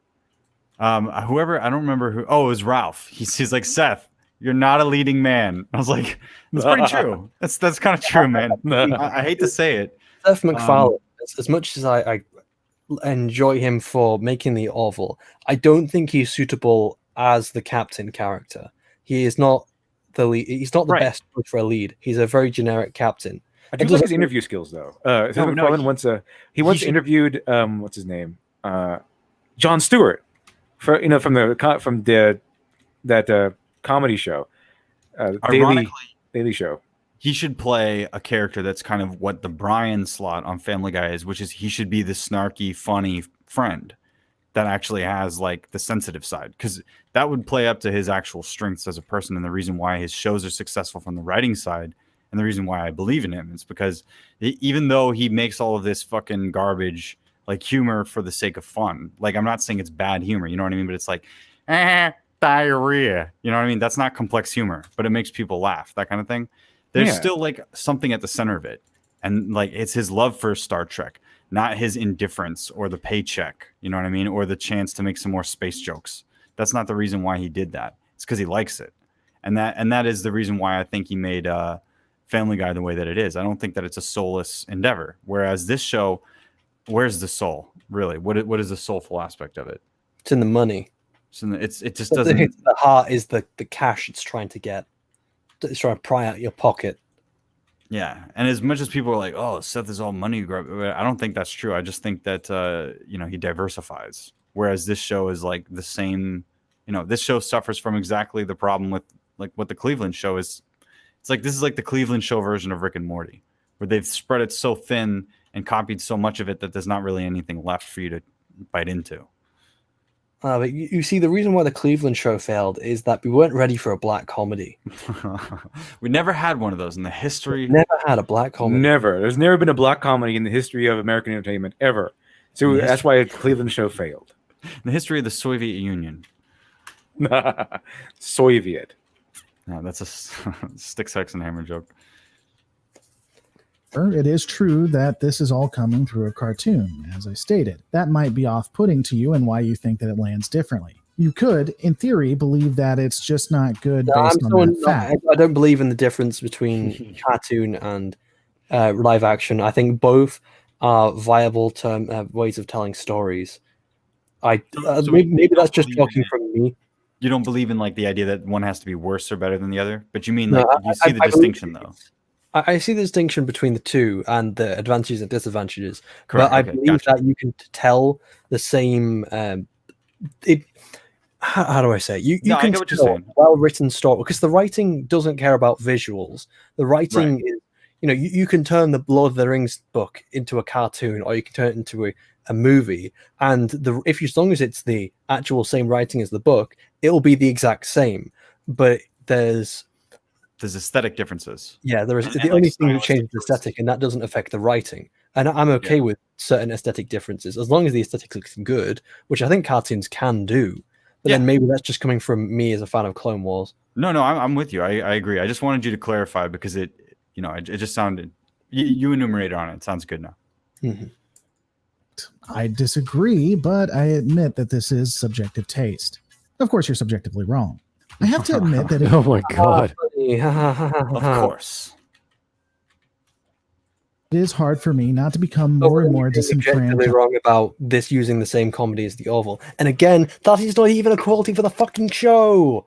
Because if you're saying that they're making the same jokes, then it's not original. They're just taking it from something else. It's like if I make the same joke as a Family Guy joke, that's not original. That's not quality. Yeah. With the Fandom Menace movement, and especially some of the more hardcore channels like that of Midnight's Edge. It's pretty apparent in the Fandom Menace, hardcore, Midnight's Edge. He's too fan for us. He's too passionate. We can't understand his fandom. It's too. What direction would that be on the scale of fandom? 9,000. Yeah. In recent days, if not months, of my disdain for their methods, because as of right now, I think their opinions on Star Trek really betrays what the Coalition truly believes. What the hell is the Coalition? What is the exactly? Doesn't that creep you out? Like the Coalition of what does that mean? Like fans would all agree with each other? Is he trying to say the Federation? He better not be. He's a Lord fans? He can't be wrong about that. True fans, the real fans? Like, what is he talking about? A coalition of the willing to defend the Star Trek. Yeah. They came up with a new comic. We must defend it. It's Star Trek. It's like, okay. It's the Coalition versus the Fandom Menace. That's the other side of it. It's a team. The Coalition was the early concept for the Federation in terms of enterprise is what became the Federation. Is he confusing that? I have no idea. Is he just referring to like, oh well, they're not understanding what the Federation actually stands for or something? No idea what he's saying there. Some Fandom Menace channels, Midnight's Edge included, don't hate something for any specific reason. They just Oh no, they have plenty of reasons. Right. They articulate them very well. They have about 5,000 videos on it. hate it because it's new and it's different. They don't like different. They want legacy. And that's regardless of what fandom... It's new and different. Yeah, it's really depressing, isn't it? I don't. Yeah, think I heard legacy no is one the liked issue. DS9. No one liked DS9, right? That was different. It was too different. It's different. But Just yet it want was also legacy. A, well written, B, actually respectful towards Star Trek and a very good continuation. It's the same exact argument they made for why people don't like the new Star Wars. It was too different. They just don't like new things. What the fuck do you mean we don't like new things? If we don't like new things, then that means we don't want it at all. We don't want anything. And then he says we want legacy, and then I wonder, what does that mean? Does that mean the same thing again?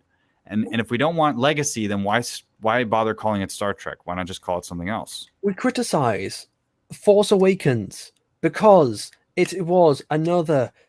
It was just. It wasn't new and different enough. It was just a New Hope. It was just a light fucking reboot, and we criticized the hell out of it for that. a newish hope.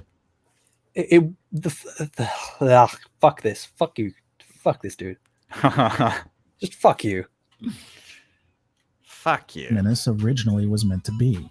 There are also some channels out there that aren't Fandom Menaced, but are more... Fandom menaced. That's funny. We're a verb now. It's great. If we critique something that was as anti-fandom, so this guy's technically been fandom menaced. The Fandom Menace is going after him, I guess. So if a Fandom Menace person critiques this guy's video, that channel's been Fandom Menaced. You mess with the fandom, you get the menace. He's going to be Marmite. It actually is true. And Yeah. they You mess with the don't fandom, like you get this the property either. I haven't really seen the videos that have been brought to my attention, but I'll say this. TNG, Deep Space Nine, Voyager, the original series, guys, they're never coming back. What they love, What does that even mean? Yeah, you love the actual honest continuation. You're not going to get that. Fuck you. Yep, that's exactly. But They the way can easily come back. They can easily come back. All you have to do is write them that way. all you That's have it. to do- No one's ever really got. Oh no, wait, no, it's gone. Didn't Picard come back? No, guys, we're not getting it back, even though we're going to claim that Picard's back. We're not even claiming that we want TNG to come back for a season 8 or Deep Space Nine to come back for a season 8. We just want a Star Trek show that is well written, that is Star Trek. We just want the blank show to be good. Don't understand what Star Trek is and what Star Trek is supposed to be. Not a Rick and Morty show with a Star Trek paint job. what form they took, that's gone. If you can't let that go, then you're not going to be happy with any. Why do I need to let it go? Property. That was Star Trek. Why do I need to let it go? Explain to me why I need to let this legacy Star Trek go. They should be continuing the ideas and the heart and soul of legacy Star Trek, not turning it into Rick and Morty. Why should I let that go? Into something it's not. And that is something I have questioned why so many people are trying to do. Stop turning things into something they're not. It's like you're trying to get an apple. Well, this thing's an apple. Well, I'm going to turn it into an orange. Why am I going to turn it into an orange? Fuck knows why I'm going to turn it into orange. I just want to do it. How about you let this go? How about you let this whole idea of a new Star Trek direction go? I mean, we can go back to legacy Star Trek. Because as much as you wanted them to, Star Trek fans are not really going to like this style of stuff because they like Star Trek and not this stuff that has a Star Trek paint job but isn't Star Trek. So how about we say you let this go? How come we have to be the ones who let things go? How come you can't be the one who lets go of this weird direction the Star Trek is going? Why? Explain to me why that can't be the reason. Star Trek and Rick and Morty go together like peanut butter and pickle Rick. They are opposites. Rick and Morty displays a universe that is dark and cynical. Star Trek is the opposite. It portrays a universe that is a humanity. Yeah, that is has found utopia. Yeah, and even though the galaxy is not perfect, it can become perfect and better off because the Federation is out there trying to right wrongs and make the galaxy a better place. Yeah, but you have to let go of all your history and logic and reason and experience, all the lore. Just eliminate everything Mr. Lore Reloaded. Just reload all the lore into something completely new. Isn't it ironic that the guy's called Law Reloaded, but yet he doesn't care about old lore? He reloaded it with Lore the Reloaded. wrong settings. Yeah. Lore Reloaded. How about you let go of this? How about you let go of the idea that this will ever be accepted by Star Trek fans? Because these things are failing. These things have a bottom. They have rock bottom ratings. So how about you let go of the idea that this is the new direction of Star Trek and accept the idea that legacy Star Trek will always be the ideal version of Star Trek for legacy Star Trek fans. Coming up next on Morning Nonsense, it's very Lower Decks. New things. What did you say, Shiny? I said, oh, well, Dev, you're just an old fuddy-duddy. You just don't like new things. Yes, exactly. Yeah, I just don't like new things. That's it. Decks is good. It's No, it is. in my opinion. It's good in my opinion. He just said it. Star Trek, the Lower Decks is good and occasionally triumphant. When you are saying something is good, you are in this context. You are specifically talking about the quality, and to talk about the quality is objective, not whether you enjoyed it. Whether you enjoyed it is subjective. The quality is objective. Yeah, I'll give you that. It had jokes in the show. Star Trek Lower Decks is good.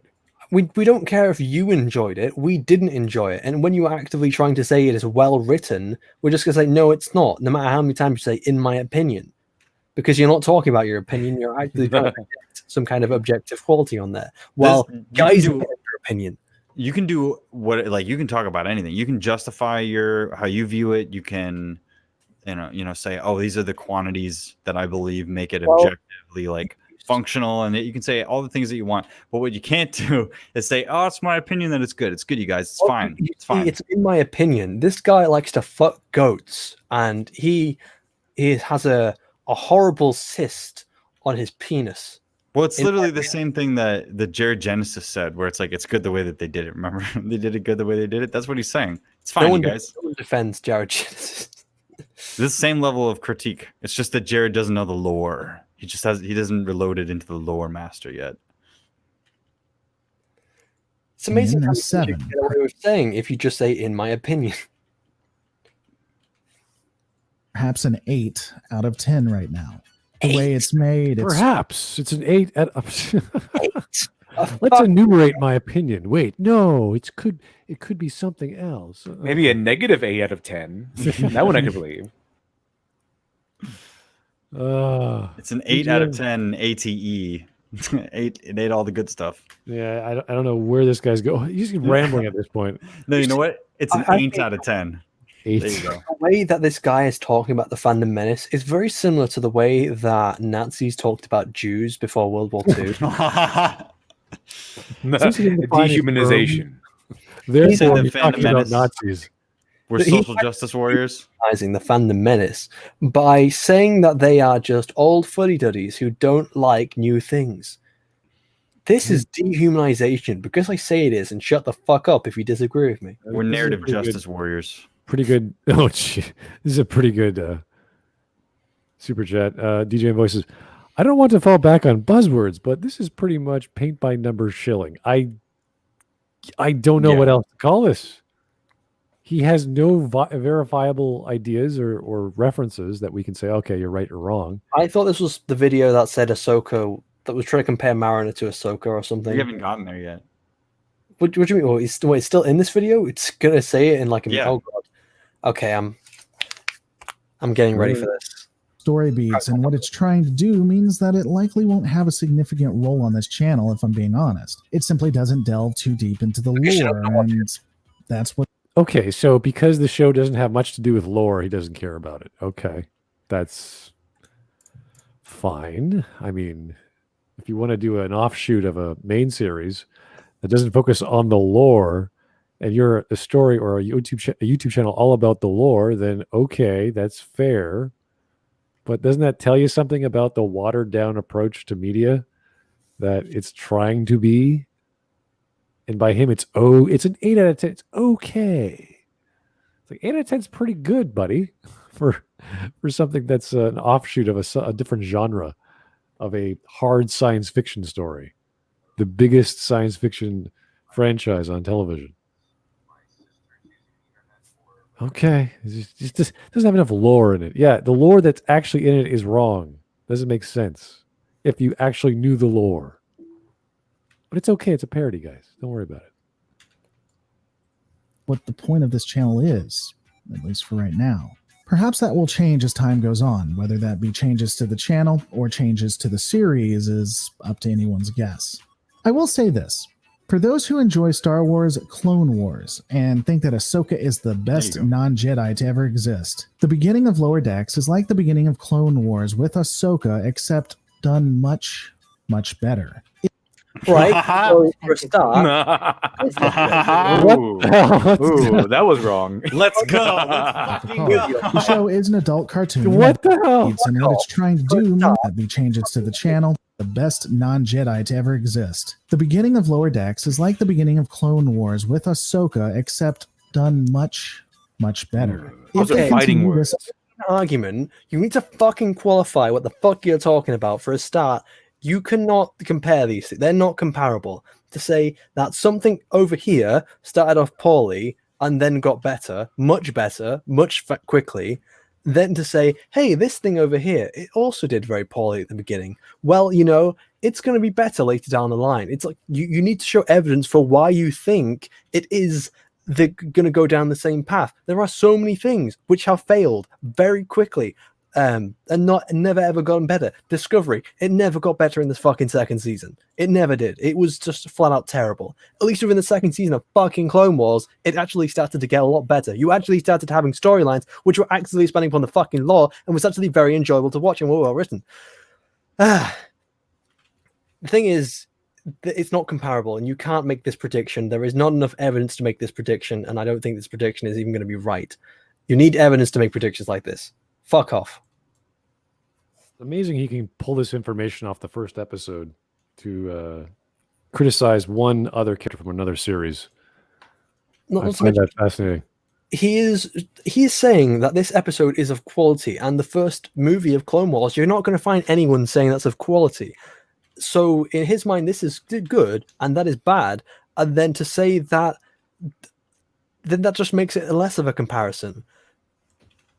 Because it is his mind, it's not getting better. He thinks it's an 8 out of 10. A lot of people would say the Clone Wars film is maybe a 4 out of 10, but then they'll probably put the Clone Wars as probably 9 out of 10 as a whole show. It is a very strange argument. Here's Alex Halo. Shiny, move out of the way. I want the first hit on it. Yeah, it's just... Oh, no. Get fucking in line. I've got the Marmite jar ready. It's a pretty silly argument if you're a fanboy or a fan of any genre or series to attack another series. I don't know why you'd use that tactic. Better. It's nothing like Clone Wars in the fact that it is not expanding upon material, and the only similarity is to Clone Wars is that it's a spin-off from an existing franchise and it's a cartoon form. But then again, I would even take fucking season 1 Clone Wars animation over this shit. Here's DJ and voices. The tone is different. The target age group is different. The episodic structure is different. My themes are different. Yes. They are very different, yes. They're nothing alike at all. And the comparison to Ahsoka especially is like they're not even the same type of characters. Because Ahsoka is now well beloved. She is one of the most beloved characters, which isn't in the Star Wars films. But that entity is the type of character she is a retcon, and she actively grows throughout an entire season, and she slowly becomes beloved because she is well written. Why the fuck am I making this argument to this person anyway? I don't even think he cares. But he's lore reloaded. I'm just mad. I'm too mad to think. Is this a new channel? Like this guy been around? No, for a while? I followed this guy. No, okay, one second. I need to actively go and unsubscribe to this person because in the past I think I have subscribed to him. 80,000 subs. Wow. It's like he must have done some good stuff for me to. This is great. The Peter Parker CBS Lower Decks will give the fans the Star Trek they wanted. Fans, there are 4 lights. That's great. Yeah, Perfect. There are four lights. Yeah, I'm trying to sit there trying to convince us that there are 5 lights, but the fans just no. There are 4 lights. Okay, and the CBS is like, no, Winston, there are 5 lights. Okay, so in the past, we've done some lore videos, which I found interesting, but then I apparently sometime down the line, I didn't actually subscribe to this person. I've just watched a few of his videos, like in the far past. But yeah, looking at some of his other videos, wait, what is? Okay, that's some very bizarre titles, but I'm just going to scroll past that. Yeah, he does all the things about the Orville and then comparing it to Discovery, but saying Discovery is better. Examining the planetary union's non-interference policy. What are you saying? He's got a video exploring the planetary union's non-interference policy. Okay.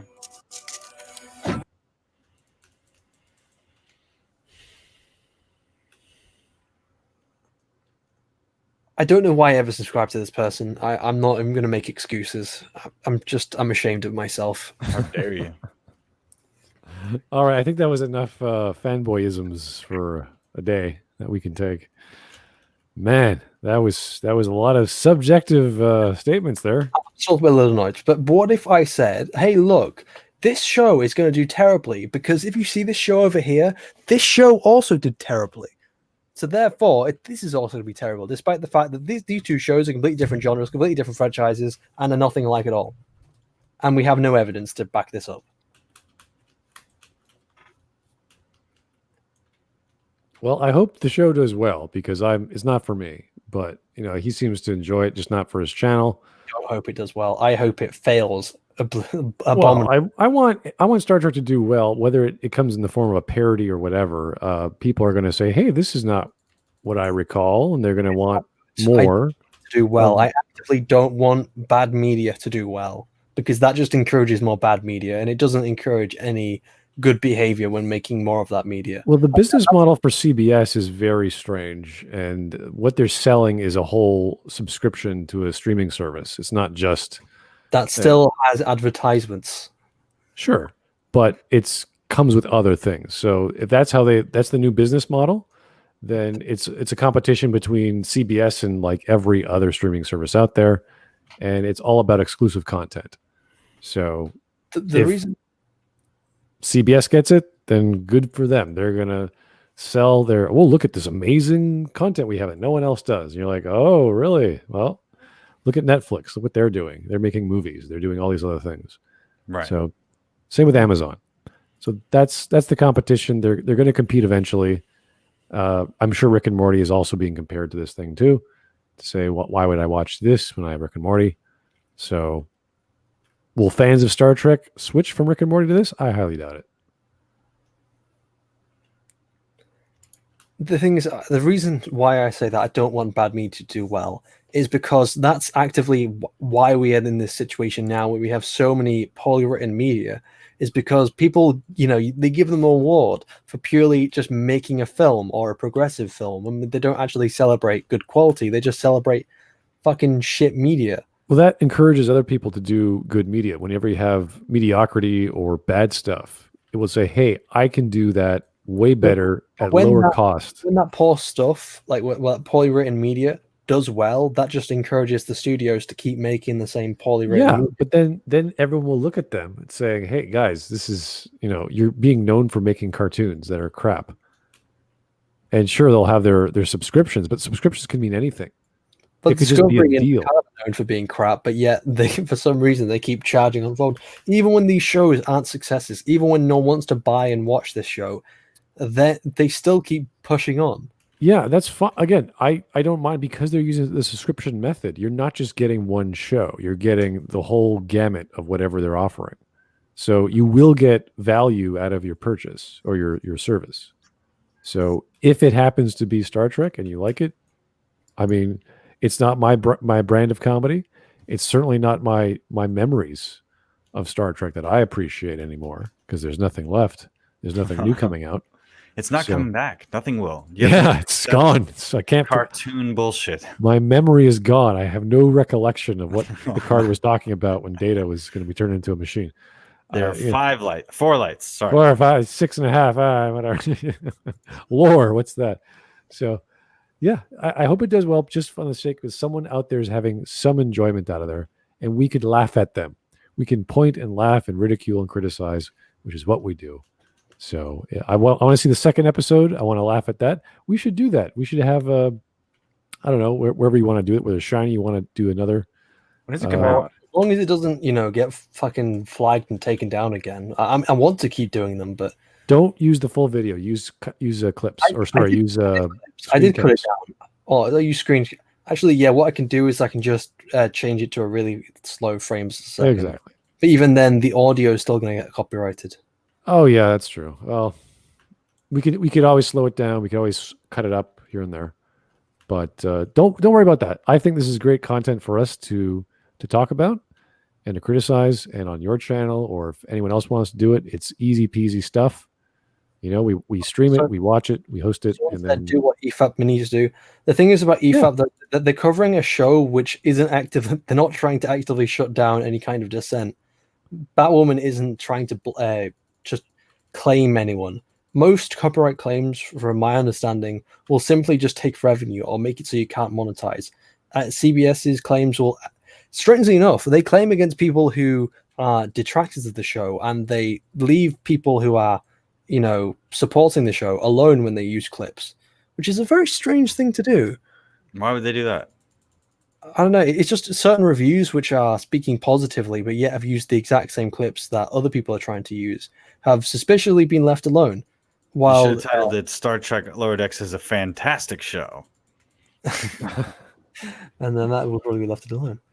anyway, I think it's a great opportunity for us to criticize, and I think there's people would like to see that. Shiny, if you want to do that, or anyone else, Sure. we could totally anoint one of us to do it, and that'll be our task. Still doing it. Not Star only- Trek Lower Standards. Got it. Yeah. I'll also take that name clip. It's mine now. Copyright. That's what Okay, you you think. got it. Yeah, that's what your series would be called. Star Trek Lower Standards. It's perfect. I'm going to write that Absolutely down. perfect. All right, guys. Well, thanks for tuning in. I appreciate my cast as always, who pop in and provide their excellent commentary. Guys, thanks for all the super chats and all your attention. And if you have any other suggestions, we have a big list, but it keeps getting bigger. So we're going to do our best to go through them, vote, and weed them for quality or lack thereof, and hopefully cover them within 3 hours. I think we did just under 3 hours today. It's amazing. We did 2 videos. Fantastic stuff. So thanks for tuning in. We'll see you guys real soon, and have a good evening.